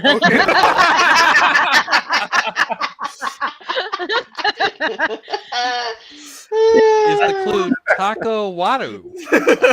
Wow. No. Okay, damn it. No, sorry guys. Great A little more highbrow in the riddles. This is a great way to segue into a series that is on its 4th season on Netflix, and they're going to drop more episodes on July 1st, because it's just been that fantastic series where it's like, it feels like an action movie where it's like every season is just different and just wants to smack you in the face. And what we're going to do is this, because she did it in the first half. So here we go. So you know you got to do it. All right. Let's go. I mean, George is in bed already, but no, he probably is in bed. It's fine. Just also before we jump in, just to let Laurie know, we are doing a part 2 of The Boys, because we did part 1 of The Boys already. So we will be discussing part 2 of The Boys, and I'm sure we'd love to have you on to discuss all the madness that is Amazon's The Boys. Yes. All right. So On to the main event. We are discussing season 4, part 1 of Stranger Things. I have been proven wrong that this is not the final season. It is the penultimate season, but we have 2 episodes left. We're going to talk about everything and anything. And, you know, Trey's only seen 1 episode of season 1, so he's going to get ruined the entire thing for him right now. It all started in a lab in Hawkins. It wasn't anywhere else. It wasn't anything magical. It wasn't fantastical. It was literally American scientists doing what American scientists do, is tamper with shit. It started in Hawkins. Never, as we learned in Squid Game, don't trust number one. Number one, the orderly, the nice guy, aka Vecna. An incredible reveal that we all kind of saw a little coming as we got to that episode, but still just as delicious when it was finally given to us. I told Val that I thought this was one of the best shows, and I think what Netflix sticks the landing with it, one of the best shows I've ever seen. And she said, no, I don't agree, but she hadn't seen it yet. And now I think she's on board with me. Anyway, let's talk spoilers of season 4, part 1 of Stranger Things. I definitely have to say, I take back my previous comment. This as I've watched the 7 episodes of this season of Stranger Things, this is definitely one of the best Netflix shows that I've ever seen. And they doing it so well, and the growth in this show is freaking awesome. I have to say. Before I get shut out this whole conversation, because I know everyone's going to give all their takes on Stranger Things because it's been a great show. Don't worry, Trey, we're going to get your take on it too. Yes. I got some theories, man. I got some theories cooking. Okay. Well, yes, it does. Tell me what you think's going to happen in season 1. That's what we want to know. All I gotta say is that Max had one of my favorite scenes on the show, and it just brought back a song. I am not thinking of the song. Running Up the Hill. Running Up the Hill, which now I have on my Spotify list right now. I've been listening to it every day. It's my pre-work song now. Yeah, it is, and it's funny. It came on a random list too. It's like she said that, yeah, thanks to Stranger Things, like people are now listening more to the song, but it's just. It just was just really well shot. You felt the tenseness of that scene, and just kudos. That was just one of my favorite scenes in the show. But go ahead, take it away. We're with this one. We're gonna start with Sam. Yes. So it's an awesome show. Like, I'm gonna be honest, I love it just because they kind of lean more into the horror aspect in this season, which they said they were gonna do, which was just so awesome to see. The thing that I got to give them kudos to, and I always try to tell this to comic book creators because we're in the process of doing it now, is like their character dialogue and like making all these characters feel different is insane. Like no matter how they, like, however they write it is like, even if it's like, you know, one word like everyone in that series could say that word and it would feel like their character because it's just, you just know the character so well and know what they're going to say. So kudos for them for that. I will say is I kind of a little bit saw the Vecna twist happening because it wasn't like this crazy thing that you weren't as informed. I mean, as you saw like this guy getting a little bit closer to her, to 11, there was like a little bit of like, oh, I can predict this guy going wrong in the series. I think it's awesome though. The writing is on par. I think a lot of shows need to take some notes because there's a lot of shows that characters are flat. They're one-sided. There isn't dimension to them. Your goal in these shows is to make it feel like a real person, and they've done it again and again with so many characters. So many. Right. There's so many characters. So I mean, it's awesome, and I'm excited for like the reunion with Hopper and 11. Like those are the things I'm excited for, and I'm excited because I heard that there's going to be some carnage in Volume 2. So I'm curious. Man. I want to see some people die. Before we even dive further, I just want to know, because they obviously said people are going to get killed. I want everyone to go around the horn and say who they think is going to die. Just Laurie, give a name, and then we'll go. Lucas. No, Lucas. Lucas. I'm gonna say it because people will be very upset, and this is how I would go about it. Steve has to die. They rumored that. I don't want him to die, but I feel like Steve is gonna die. I know. I don't want him to die either. I love Steve. If you saw the trailer for season 2, I mean, who do you not love at this point? I mean, even Eddie, the new guy, we all love him at this point. Love Eddie. Mike sucks. I hate Mike. Mike sucks. Sucks. His girl's getting fucking teased, and he's just there.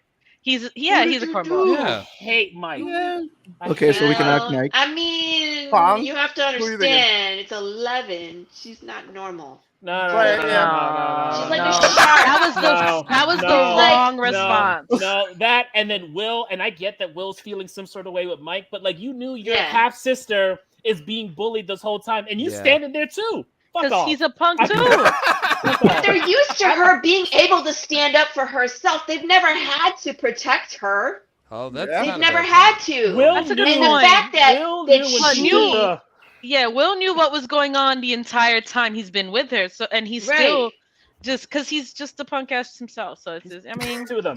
He's also an outsider and has a secret, so he doesn't want the attention on him. Will likes Mike. Okay, you know what? You're here making standing up to bullies is a thing you can do for your sister. I don't care. I'm gonna die on that day. Fuck the two of them. He's not going to. Will is the one that got saved repeatedly. Repeatedly, he had to be saved. He's not the one that's standing up for anybody. That's his character. So he can't immediately start doing that. That would be outside of his character. I think the Duffer Brothers wrote him correctly. He's gonna watch and react. He's going to feel sorry for her because he's been through that, but he doesn't know how to, if he doesn't know how to correct it for himself, he can't correct it for her. Plus she's the superhero, the one with the powers, you know what I mean? Yeah. She doesn't need to be saved until now. So nobody knows what to do. Plus he's jealous because he wants to be Mike's best friend. I agree with all of that, and I think they're doing a great job of, but I still think Will sucks. And Mike sucks. I think he's written that way on purpose. Yeah. I think 11 has been a shark the entire time, and people are just now understanding that. Pong. You want me to, I hate to say this, and I wasn't gonna say this, but Val swung me. Because anytime that you have a character that's showing like, some kind of growth or something like that, I think it's gonna be Steve. I don't want it to be Steve. So? Well, funny thing. I want to add to that. Steve originally was supposed to die in season 1. I believe it. Yeah. But everybody loves him.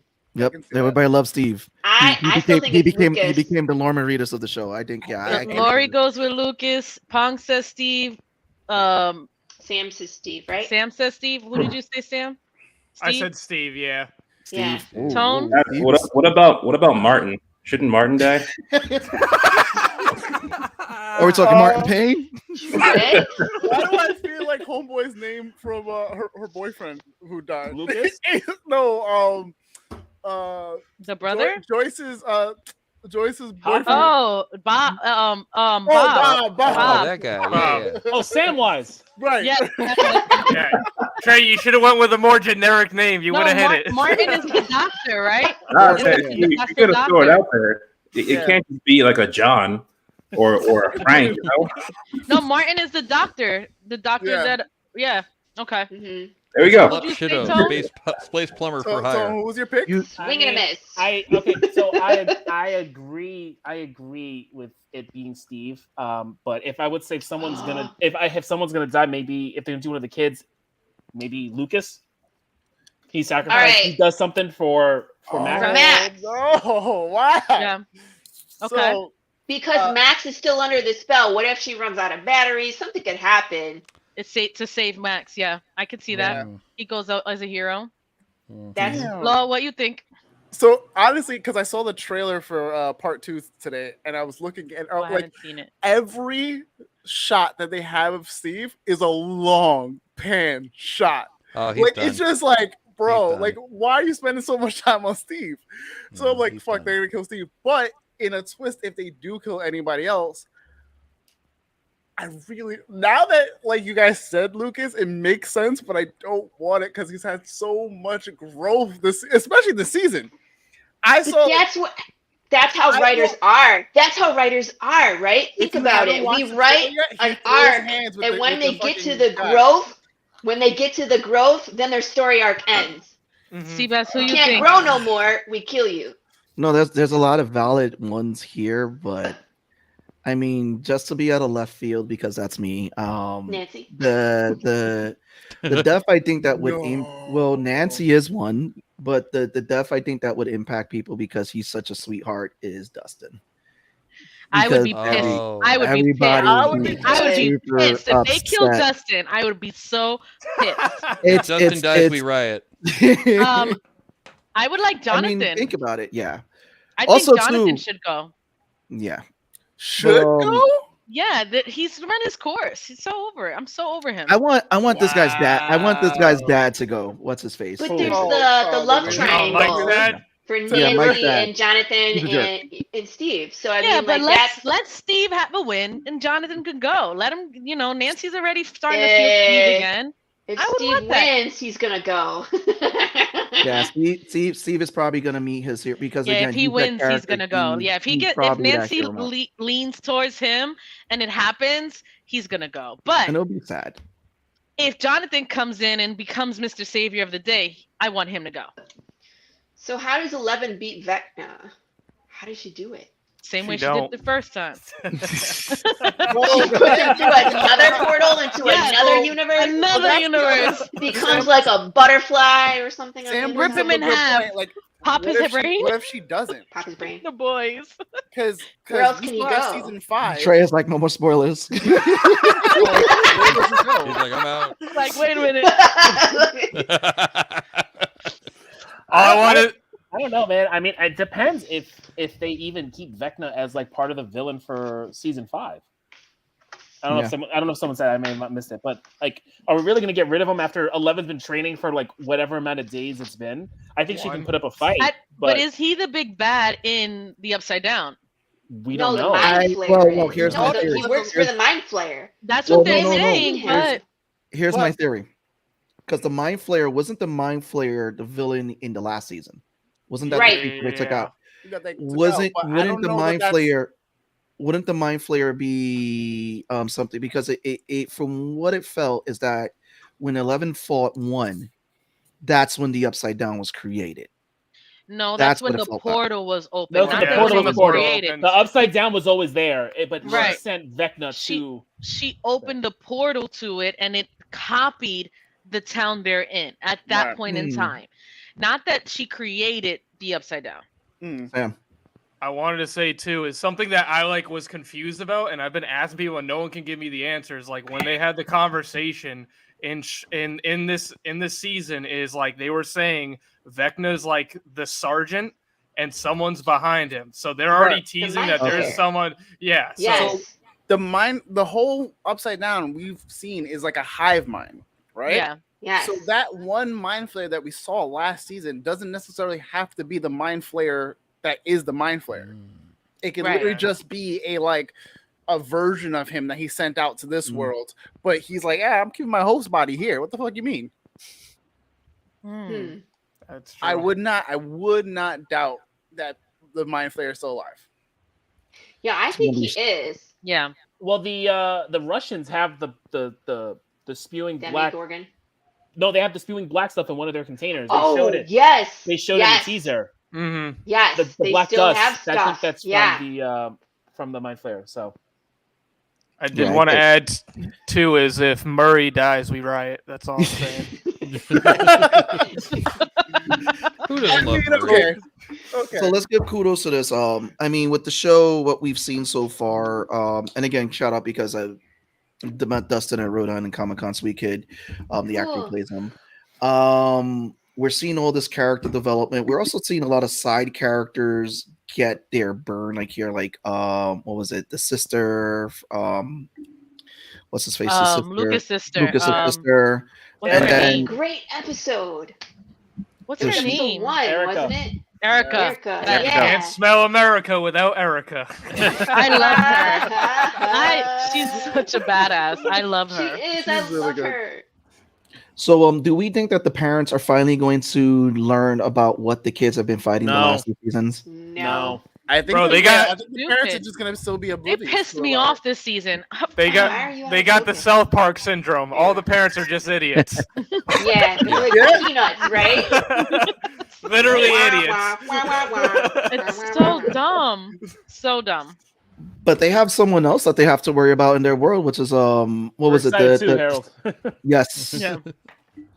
What about the star Dude. athlete who's like the politician of the Oh, the fuck town that rallying guy. him? That is so like. In the trailer, Lucas He's a- is seen beating the shit out of him, and I'm so happy. He needs to. He needs a total ass him and freaking retarded. And then everyone follows him like it was like how he's speaking like God's word. What is wrong with these people? I was Well, so agitated by It's the that scene. 1980s. Tony You and start Laurie. stealing the Didn't like Bible around, and people are gonna start following you. That's Yeah, it. You know. That's what. That's That's true. what was this? Satanic Panic or whatever the fuck it was back. Yeah. That's what it was. Okay. Yeah, All right, Lori, Hold and but it's also a throwback to then I'll go It. to your phone. So like the Duffer Brothers are like big Stephen King fans. Mhm. And if you watch It, if you remember, there's that bully who like gets it in his head. He gets this idea, you know what I mean, that he's gonna start picking on the Losers Club, right? And so he like picks on Piggy, I forget his name. Mhm. Piggy. The fat kid. I feel bad. I knew who But, you like, were remember talking he about. carved his name into him. I'm like pulling Lord of the Flies and combining that too. I don't know. Too many books, too many storylines. Too many kids. But all the same idea. Like it's the kid, the bully that, you know what I mean, that people start to follow for no reason. So I feel like they do a lot of Ben. thank you. But they do a lot of like they pay a lot of homage to other genres. So like they do a lot of like Hellraiser. You know, it's like you can see a lot of other horror in there. I mean, the fact that they got freaking Freddy Krueger in the series was amazing. that was About great. Vecna fits so perfectly. I was like, is that can't be? And then I looked up. I'm like, it is. It I'm is, like, yep. how did they? It's so amazing. You know. He was so good.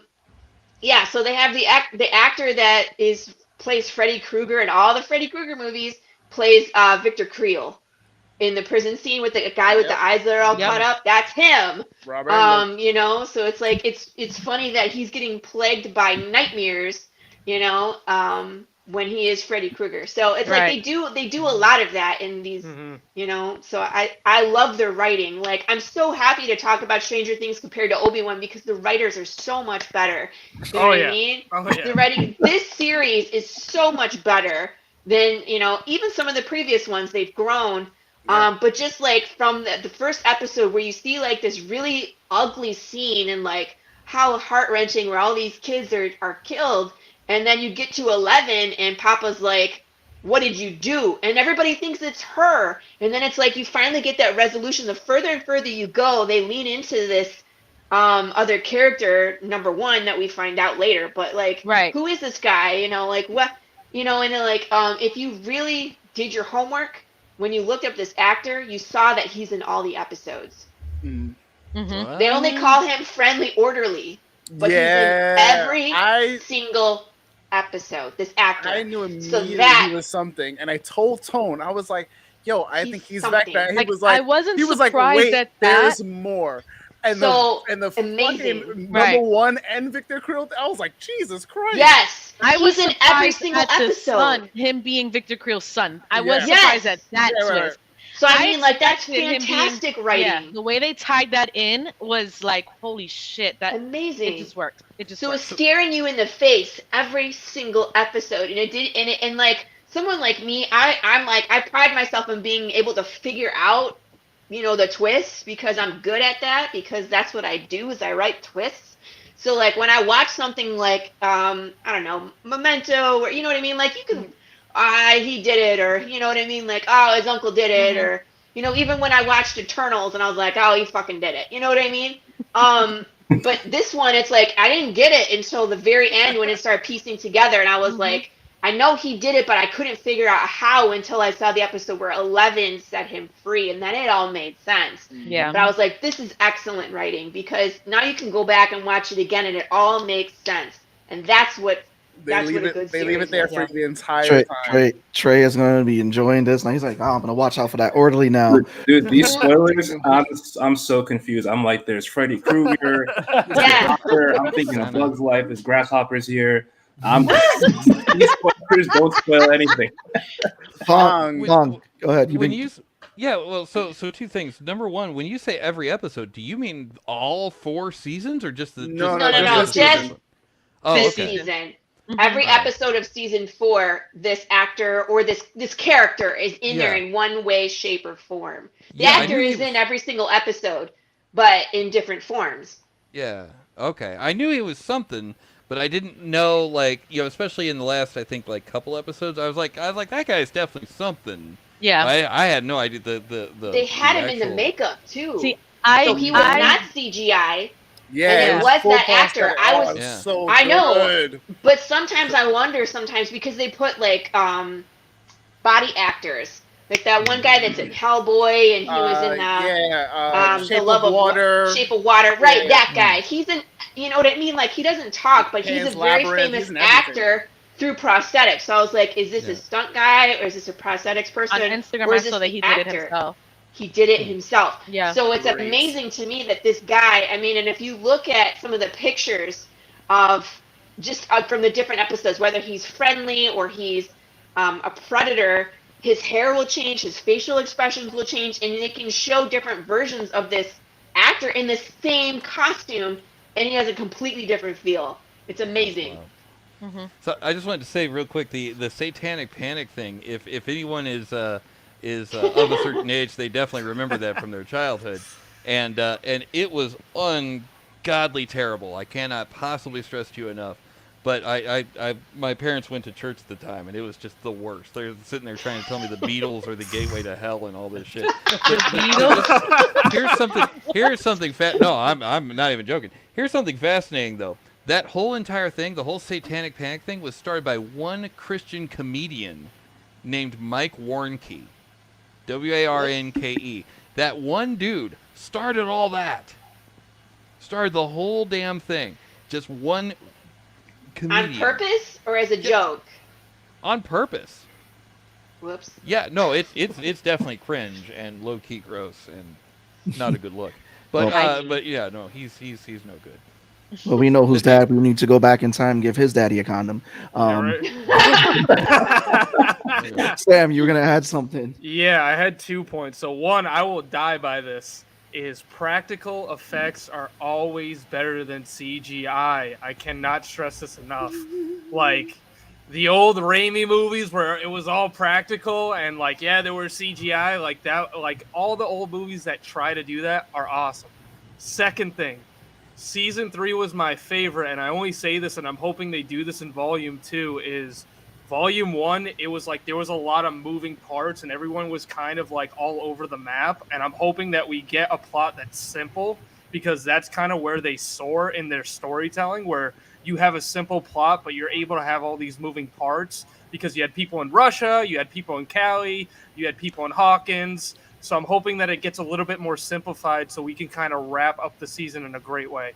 Yeah, I agree. We gotta all come back together. I'm really looking forward to Hopper coming back home. Yeah. And him finally getting to this kid's mom and her like getting to embrace. I was like, oh my god, finally, yes. Oh my god. Yeah. It's like he's been through so much shit. It's not fair. Oh, poor Hopper. Poor Hopper. I can't wait to see more about the government organization. Like, what were they developing 11 to do? I wonder if we're going to find out any of that. Because you had mentioned that earlier about I can't remember if that was before the show or what, but you had mentioned it about the government doing, or about American scientists doing what they do best, meddling with stuff, and it reminded me that when they were developing the atomic bomb, the scientists thought it was going to end. But they weren't sure. They weren't sure if it was just going to keep on being a chain reaction or not. Yeah. They weren't sure. But I think she was like supposed to be their assassin. She was the spy. It was the spy on the Russians. That's what it was. The thing was, they anticipated Vecna being a problem, though. So the fact that they were, because if you see where one is starting to communicate with her and he gives her the secret of how to like tap into her power, he gets punished for that. The doctor, what's the other doctor that they go to see that he looks for her, that he set her up? Paul Reiser. Yeah, Sam this Owens. guy, yeah. Aliens. Yeah, so Paul he basically says, like, we have all of our faith in you. This is why we're making sure you're good. Like, we need to get you back in the game. Let's get it going. I think the plan is because they anticipated something happening big, that this was going to be there's a bigger thing that she's supposed to protect them from. And I think that's the real, I'm assuming, is the reliability on her. He was playing an older version of Burke from Aliens, just more wiser. It's like, okay, we got to fix shit. Also, he's in The Boys, which gets really confusing. Yes. As the legend. Wait, what? Yeah, the legend. What the hell? Can I say something about 1 versus 11? He found his power in angry memories, right? Something that was angry and fearful, right? Yeah. So that's kind of where he lives. Is like he sees himself as a predator and a spider. Yes, and her powerful moment was love. She's very much a predator, though, and that's why I think he went to her. He saw himself in her, so she has the potential to be very destructive. So I don't know. That's interesting. I think she has this dynamic. I think because of the fact that she was bullied so much, and in that sense, and that's why he looked into it. I don't think that it was more so her true character. I don't know, because did she or did she not smash a girl in the face with a fucking skate? She had it coming. Yeah, I mean, that's why I get mad at Will. Like, what do you mean that she do? Why you ran bullied? She didn't smash Will her. gets bullied. She ran into her. Mike gets bullied. Justin gets bullied. Right? They all got bullied. I get it, Lucas but why? too. But she's why the is only the one that acts on it. Why is the response? What did you do? That pissed me off. Was, it's like it's the writing. It's the writing. It just had to mimic episode 1. Right. It's a callback to what Dr. Martin was saying. It's to make the viewer think that she really did those things. It's to kind of like throw you off. Oh, you know to what I mean? confuse, to get them off the trail. Yeah. Because if you think it's one actually did all those things, then people aren't wondering if 11 did them. So at the beginning, it's like, did 11 do all that? That's crazy. You know what I mean? Right. And she thinks that she did that stuff, but she is capable of immense violence, where the other ones are not. So, but I think it's more so in the form of defense. I don't know. He's never. I had this conversation about Wanda. It's like, how many times can Wanda F things up? And we're gonna give her a pass because we like her. Wanda's just She's straight bad. an asshole. She's Magneto. Like, how many times is 11 get to be violent? For 11, it's partly defense, like she's protecting her friends and whatnot, but it's also just the trauma. Like, she's literally been being pushed to the edge almost like in the entire time we've seen her in these 4 seasons. So, like, obviously, at some point, someone's gonna snap. I mean, she did that in season 1 at the quarry with that kid whose arm she broke. Yes. She was defending the boys. Yeah. Right, but there was a threat there. That's different. This was no physical threat to her. What? It was a mental threat. It was a mental threat. She was embarrassed. No, was bullying her for the longest. It wasn't just one instance, another instance. I agree. She deserved that shit. I'm not disagreeing on any account because I would have kicked the shit out of her too. However, there was no physical imminent harm to 11 or anybody that was going to happen. It was just an embarrassing moment. So I'm wondering what they're trying to say with that. You know what I mean? And I'm wondering if they're trying to say, like, she's more of a predator than the other ones that were the other children that were numbers. You know what I mean? And that's why one picked her, because he saw himself in her, because she has the potential to do violence. So what I'm saying is she could be our hero, but she could also be another Vecna. But 2 also was a predator. 2 was a bully. He was a dickhead. So, I mean, that same saying could go for any of those kids if you push them enough, especially in the environment they were growing up in. Listen, they're all crazy fucking kids. She was also... Why did one pick her? So, because of how she was made, I think. They said, I forgot how or what they dropped, but they said something like, either she was created like differently or whatever the case is, because they knew from the jump that she was the strongest. I want to ask like what's his How name? did they know that, though? Dr. Martin said at some point, he was like, I know you're the strong, like he said something, I forget like in which episode, that alluded to like, yeah, like these guys may be good, but you have something special. Like he knew from the jump, like either like because of his of her mom or whatever the case is, that I think she she was going was to be created like the most embryo gifted. as opposed to being transplanted. Like Right. he was given the power, like created that way, and the other kids were more like tested on, added into, given. I think that was the difference, but don't quote me at the end because I could be completely wrong. I just want to ask us this: how did everyone feel when Vecna was claiming his victims? When you saw that happen, That was what was amazing. everyone's first thoughts? Oh yeah, That shit was like, woo. It was I was Okay. scared for Max for a second. I'm like, nah, they can't do this. Oh my Play god. my emotions, That please. was such a crazy moment for Max. Like that was Yeah. so powerful with the music blasting Yeah. and like So the good. windows open and running in slow motion and just it was so good. Running up that that hill. was The that cheerleader was though in the fucked first up. victim, That was her Making a deal with God. collapsing and all the breaking of the arms, and it was like, what the fuck is But going on? remember, Yeah. remember what we say about all, like any first episode of a show has to let you know what it's going to be. And they were like, hey guys, remember we used to be a horror show? We're going to go back to that. And it got dark. Remember real that quick. when you read my comic. I'm just gonna say. Great segue. Great segue. I love it. We're about the great segue. Because my episode, my issue 1 is coming out. Just remember that.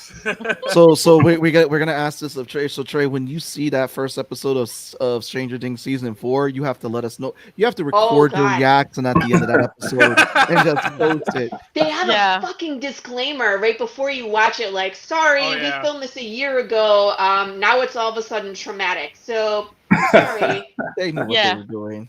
And That then you shit watch was- it. That shit. The was- only that- Love it. Go ahead. I Sam. wanted to say though, the only thing that I gotta say to critique on season 4 is them all dying felt very Civil War-esque. Like you have all these powerful soldiers, and then everyone just dies. So you only have 11, and you only have 1. But I understand why they did it and all that good stuff. But Well, that Very might have been the convenient. first. That might have been Well- the first batch of children because remember there were still other children that was still Right, there that because was- oh yeah, there that's were other right. kids they Oh, brought yeah, into the that's right. program. And then Pong. fucking 8. That's the other thing that made me mad. She just got out. She's Yeah, out. she's good to get out. Fuck that shit. She want to come back and deal with people like Vecna get Yeah. You're contorted. like, hanging out in remember, Chicago, 'cause just 8 living her left best already. Pong and then Tony. Yeah. I forgot Uh, about that. No, go. Let's see. Oh, dang it! I completely forgot what it was. I was just gonna make some Kate Bush joke. Running up that hill, make a deal with God. Something, Listen, something. that song is epic right now It's for really me. good. It's the jam. No, it's fantastic. I I read cannot something remember that what. she owns 100% of the rights to that song. So Oh, she's I'm so cashing happy for in. her. Oh, That's that's so nice. good. That's rare. Yeah. Mhm. Yeah, Yeah. Yeah, she Really did everything. that's for good. that Now song. I'm gonna listen to it more. She didn't get Oh, Kesha. So in It lieu was of something- really hard for like people to get like be like, hey, can we use your song? Like she almost never says yes. Really. Damn. Mhm. yeah, but she had like 700% increase in the amount of people that Yeah. were But like it's- listening so- to I her mean, song. like, What would you say what, no you to gonna say that? no I to don't that? know. So it's because of how they pitched it to her. They apparently like shot that scene with a bunch of different songs, and then they used that song and showed her, and she was like, okay, yeah. But they shot that with a bunch of different songs in a bunch of different Yeah, ways. I don't think it could work with any other song because it just I feel like So throughout good. the whole season it was It's a good again choice. with Max running the song playing and then the way that they were kind of fading the song in with there it just Yeah. again it was the best scene in terms of anything I've seen in a very long time. And you felt the danger, and you're like, "Oh my God, is she gonna make it? Is she gonna make it? Is she gonna make it?" And it's like, "Oh, is that where they're gonna end the fucking episode?" And I was like, "No, they just showed that she." I was like, "Oh, thank God." Oh, thank It you. wasn't like when Steve was getting chewed up by the little things and but yeah, I you gotta give it to all the whole female cast. I feel like they were definitely back hurting in this season. Nancy and Robin are lit. Like Yeah. I love them. Yeah. They work. Yeah. Oh, Yeah. I Dynamic thought it we was. didn't know we needed. Nancy really reminds me of Nancy from Freddy Krueger, though. Like the Oh, yeah. first few movies, she gives me a lot of that Nancy vibes, especially with the curly hair. Okay. So think, I like- remember what I was going to say before. In real life, how totally screwed would Eddie have been? You're at the peak of Well- satanic panic. He's the guy He that would have got. plays- He probably yeah. would have got killed. Oh yeah. I mean, he's still in trouble. They didn't find him yet. When they do find him, I'm sure they will. He's not off the hook yet. How do you exonerate him though? That's my thing. Like, even if you kill Vecna, like, are you gonna just show up to the The police station FBI, with like his FBI head? probably would do it. Yeah, the FBI could probably do it for him. What's the doctor's name that helped them out? I Paul think they would Reiser. have to. Paul Reiser. Yeah, that guy. That guy. I mean, Dr. so- Sam Owens. You guys, Sorry. What was interesting about that whole thing though is that Basketball Homie was at both of those killings, and it felt like they were gonna kind of put him as suspect number one because he was in the water when it happened, For and it was his Patrick, girlfriend. Yeah. And they're still looking for Eddie. Eddie. And like they kind of, it felt like they were gonna tippy toe in that direction, and then we didn't get anything else unless they're doing it in part 2. And what's the deal with the army guys? Like they're at Oh, war. that was a crazy scene. Go ahead. Yeah. No. That's. I mean that's show up that's and my shoot point up in its a house? entirety. Oh, Yeah, there- I mean, no like they show up in questions asked. Hopkins and they just like do open the door, pizza's No, that here, was and in they Cali. fucking shoot everybody. That was Yeah. Cali. Thank you. Yeah. I was like, what the fuck? Like, I wasn't I'm sorry. expecting that. It's just No. probably two different factions that don't think, that didn't like what the other doctor was doing with Elle, and Yeah, but They're you trying to come get rid in of not saying anything and just start shooting everybody. Like, yeah, it's the government. Yeah. what the fuck? Or Okay. I don't understand. We've seen this before. You're right, Like, you're right, yeah. So How it's would a I not race know? for. you're a threat to national security. We can do whatever we want. I Like, really think the government Yeah. would just go and be mean to people, though. Yeah, right. I'm Yes. Crazy talk. Do you pay attention? I mean, yes. Apparently not. No. Yeah. But I mean, No, but like, I I mean, guess it's a race, isn't it, between like the pizza van and then the government trying to get to 11. They're probably going to show up right at the same time. Yeah. More than likely. Yeah. What were you going to say, Pong? I'm sorry. Oh no, that's all right. No, it's just like I can understand like filing Form 57B that gets somebody kicked off of the job or whatever, and reappropriates this under whatever. the hell. But what I can't see is them just like straight up kidnapping someone from another form of another division of government. It's that government. does It's kind of branches. seem. It's different branches. There's different branches. Different They want to branches. kidnap one person from the other one. that screams 80s government interference all over itself. Like, I That's don't a fair a point. movie. Anything at all costs to get to 11. So how do we all feel about Argyle? He's amazing. He's funny. He's cool. Who's that? That's the pizza guy with the. The pizza guy, the Oh, podcast. yeah. When he was having his freak out, He's like, just go smoke. Just go. Just go smoke a Relax. joint. Go, Just go, go That's go. funny, man. like when he gave his lines over the phone talking about pineapple on the pizza, it's so funny. That is so funny.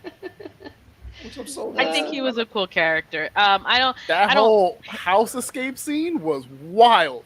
Mhm. Holy Yes. shit. It was. Yeah. It was Yeah, good. I liked it. Or Susie, she's a straight up genius. Oh, Justin's yeah, girlfriend. I was so confused Oh, where yeah. they were at first. I was like, where the fuck are we? Like, what is going on? Until Yeah, she no, showed up, I I was was- like, oh, that's right. I remember we're going to see Susie. But I was like, what the? The internet Wait, what's before it was the internet that we got. and she was to. able to rock that shit. Like, I'm like, oh, okay. Dial-up was that fast? Really? Okay. A G.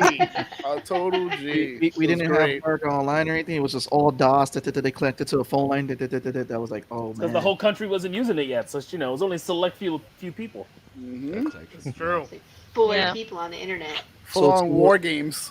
So, Yeah. so what are we guys? What are we excited about for this next part of Stranger Things? And give us some predictions.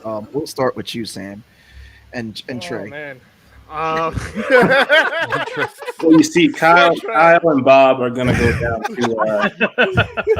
the lake, and they're gonna search for number 16.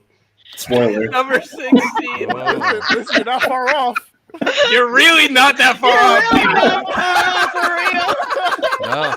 That's what makes it even funnier. That would be freaking Give us like the hilarious. wildest shit you got. Oh, Like, if it happens, you heard it here first. That's right. Trey's not saying that he watched the show because he's secretly a writer for it. Look at Trey's hot takes. That's it. And I disconnect. Yeah, Sam. Yeah, I mean, it's hard to predict what's going to happen in the show because, like, I was going to say earlier, like, season 1, when 11 gets arrested, I was like, what the fuck is this? Like, are we in a fever dream? Like, what is this actually happening? I feel like someone's going to, like, you know, pull up and then take her away somewhere else. So I was like really confused. So they're really good at kind of doing stuff that's, like, you wouldn't expect. My predictions for volume 2, and I'm hoping they take this route. This is how I would do it, at least. From what we've seen in the trailer, you know, is Vecna is just trying to harm any of 11's friends. He knows about their presence. He knows where they are. There's already people that have already been infected by his visions. So the way I imagined it is everyone's in the Upside Down now. 11's on her way to get there. And along the way, she could meet Hopper or Joyce or however that's going to play out. But I feel like Murray, it's going to be, you know. yeah, or Murray, you know. But I think it's going to be like, I'm hoping that it's like almost like a time clock. Like we're starting on the first episode and they have to race to the Upside Down because the longer they wait, the more danger they're going to be in. Pong. Like that. I hate to say this. I think we're gonna end now. I am historically wrong on my prediction. No. It There's was no one not historically Loki wrong all but me. along. What's that? No one's historically wrong but me because you Oh, know all right, Tone then. has won that with the sandwich. So go ahead. All right, that's true. Okay, so I think what's going to happen is 11 is going to end up being the bad girl at the end of the show. I think 11's going to end up being the big bad. Somehow. I don't know how. You ask me how, I all shoulders. I got nothing. But So why lead to that? Well, maybe they get her and they have to. maybe if it was being written by the same two guys who wrote the last season of Game of Thrones. Yeah. Well,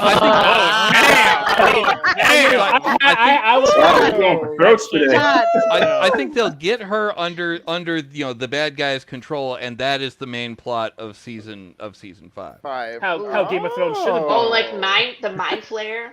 The Mind Flayer Finally gets gets control her of as Eleven. one of his generals. Yeah. Laurie.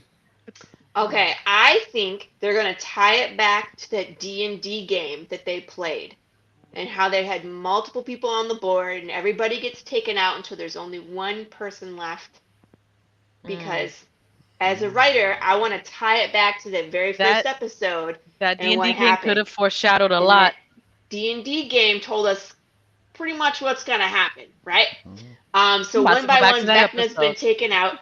I think the power of love being shown as more powerful than fear and hate is going to be a theme. And I think at the very last minute when 1 and 11 are standing off, that 11's going to be losing and Hopper will show up.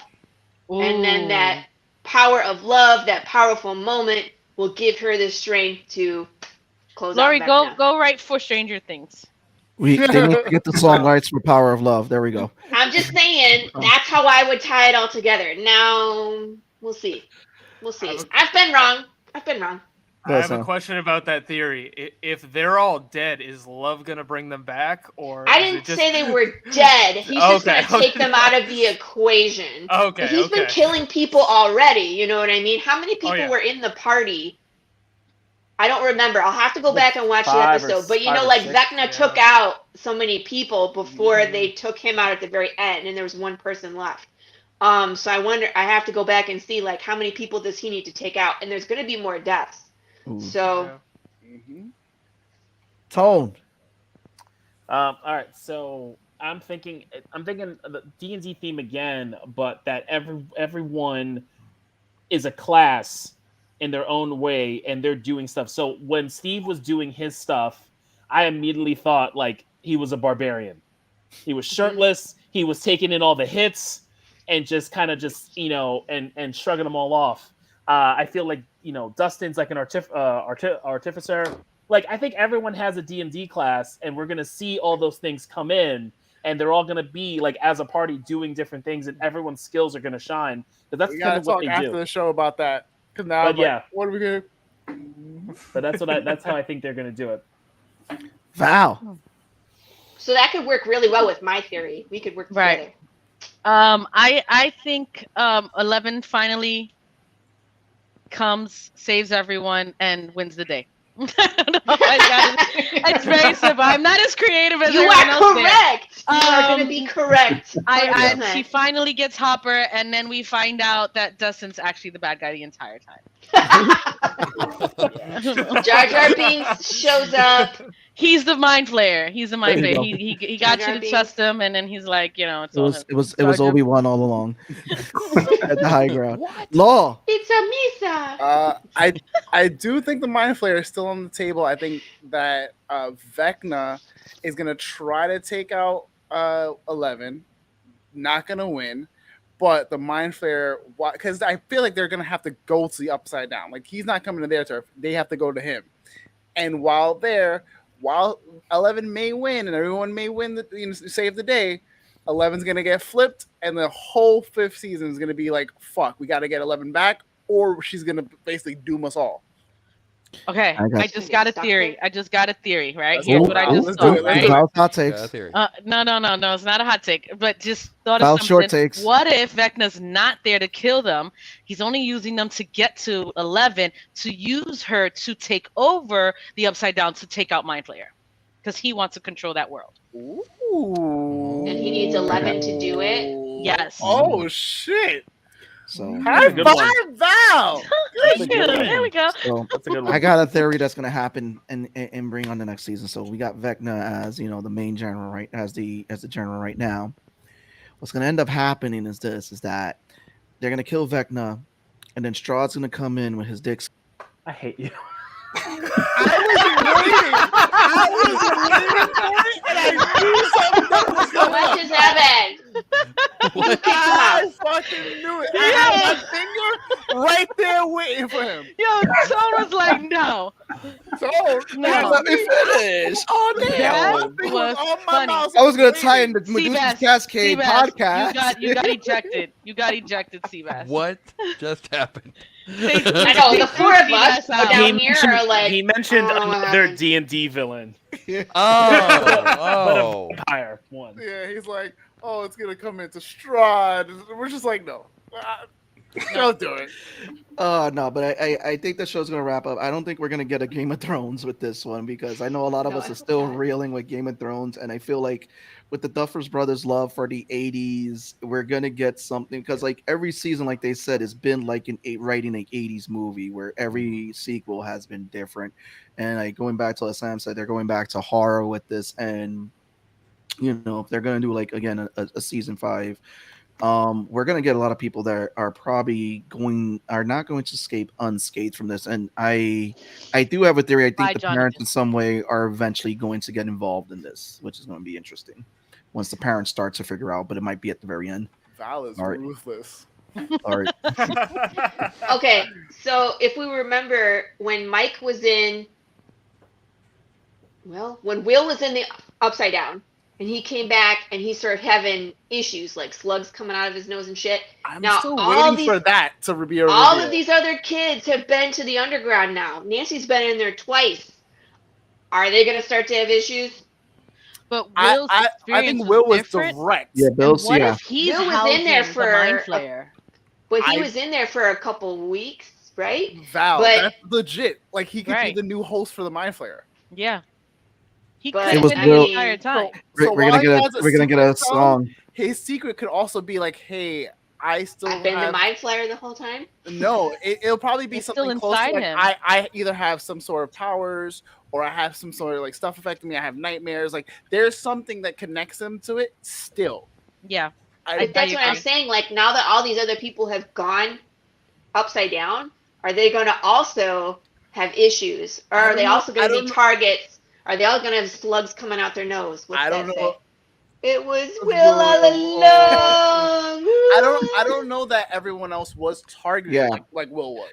Yeah, Will, I think Will from the jump was targeted, and he was kept there for a long time. They've been there for like a couple days or a day.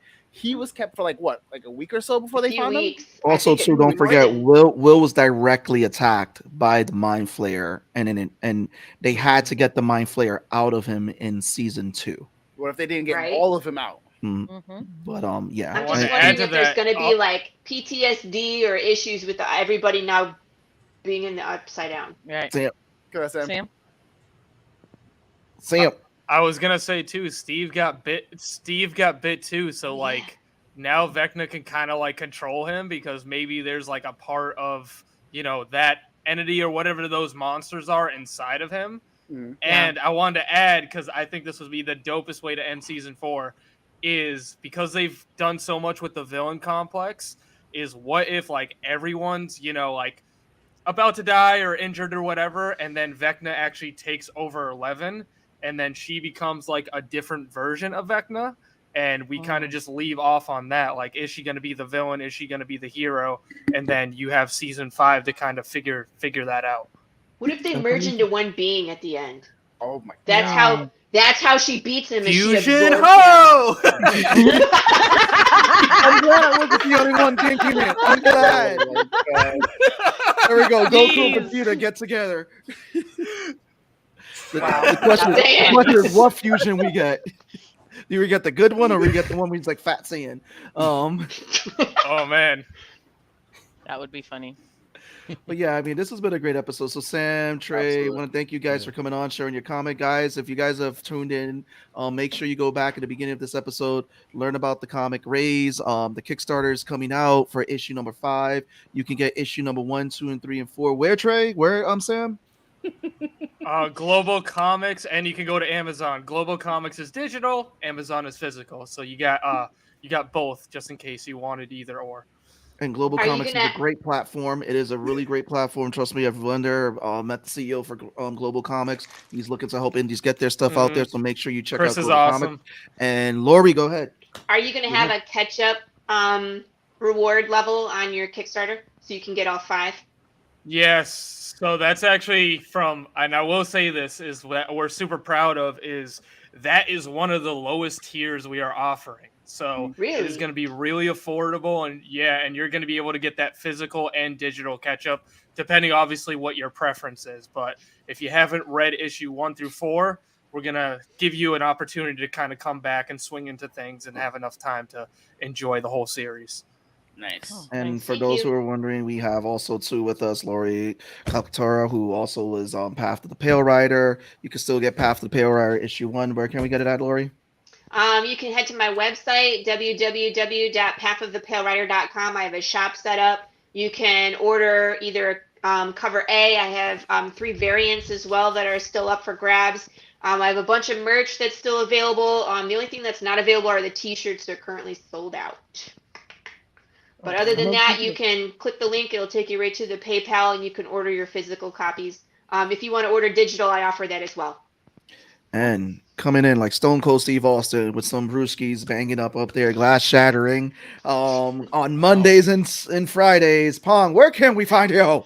Well, as a matter of fact, if you like looking at me and you're like, hey, that guy right there, I'd like to see what he'd look like doing projects. Well, you can join me every Monday and Friday on at 7:30 p.m. Pacific time at twitch.tv/Synshop. That's SYNSHOP. We represent a makerspace here in Las Vegas that has the tools and materials that you can use to make pretty much whatever you can think of. You can go to synshop.org for more information on that. Also, too, the end. Nice. Love it. Oh, and also, I'm going to have these guys. Oh, yeah. Yeah, Nerd Invasion. Yep. All right. I volunteer to come on your show whenever. Awesome. Hey, yeah, let's afterwards. Let's do the thing and have my machine call your machine. Our machines can be one. Yeah. The machine meeting of the machines. Yes, it's going to be a Nerds World Order attacking on Pong show. It's gonna be Seabass, Val, Tone, and Law. We're gonna come in there like Bullet Club style, and that's it. Val's gonna be putting together R2D2. I'm probably gonna be drawing some stuff. Law's gonna be pew pew pewing. I have And no idea. Tone is going to make Tone maybe make some drinks. I don't know, make a drink or work on an Excel sheet or something. I don't know. Why not? Hey. So exciting. Do some Hooray. PBS commercials. I've been doing it for 2 years. You kind of pick it up after a while. But this has been a fun episode. I want to thank everyone for coming on. This has been your boy Sebastian. It's been your boy Law. Anybody Tone from across the hall. Last With but not least, Vmac. Yay! let's get it. Beautiful bean Vmac music. is my fave. Thank you. Oh, no. Aw, hearts. You can all go away. That's it. Fine. Anyway, beautiful bean music in 3, 2. Good night, everyone.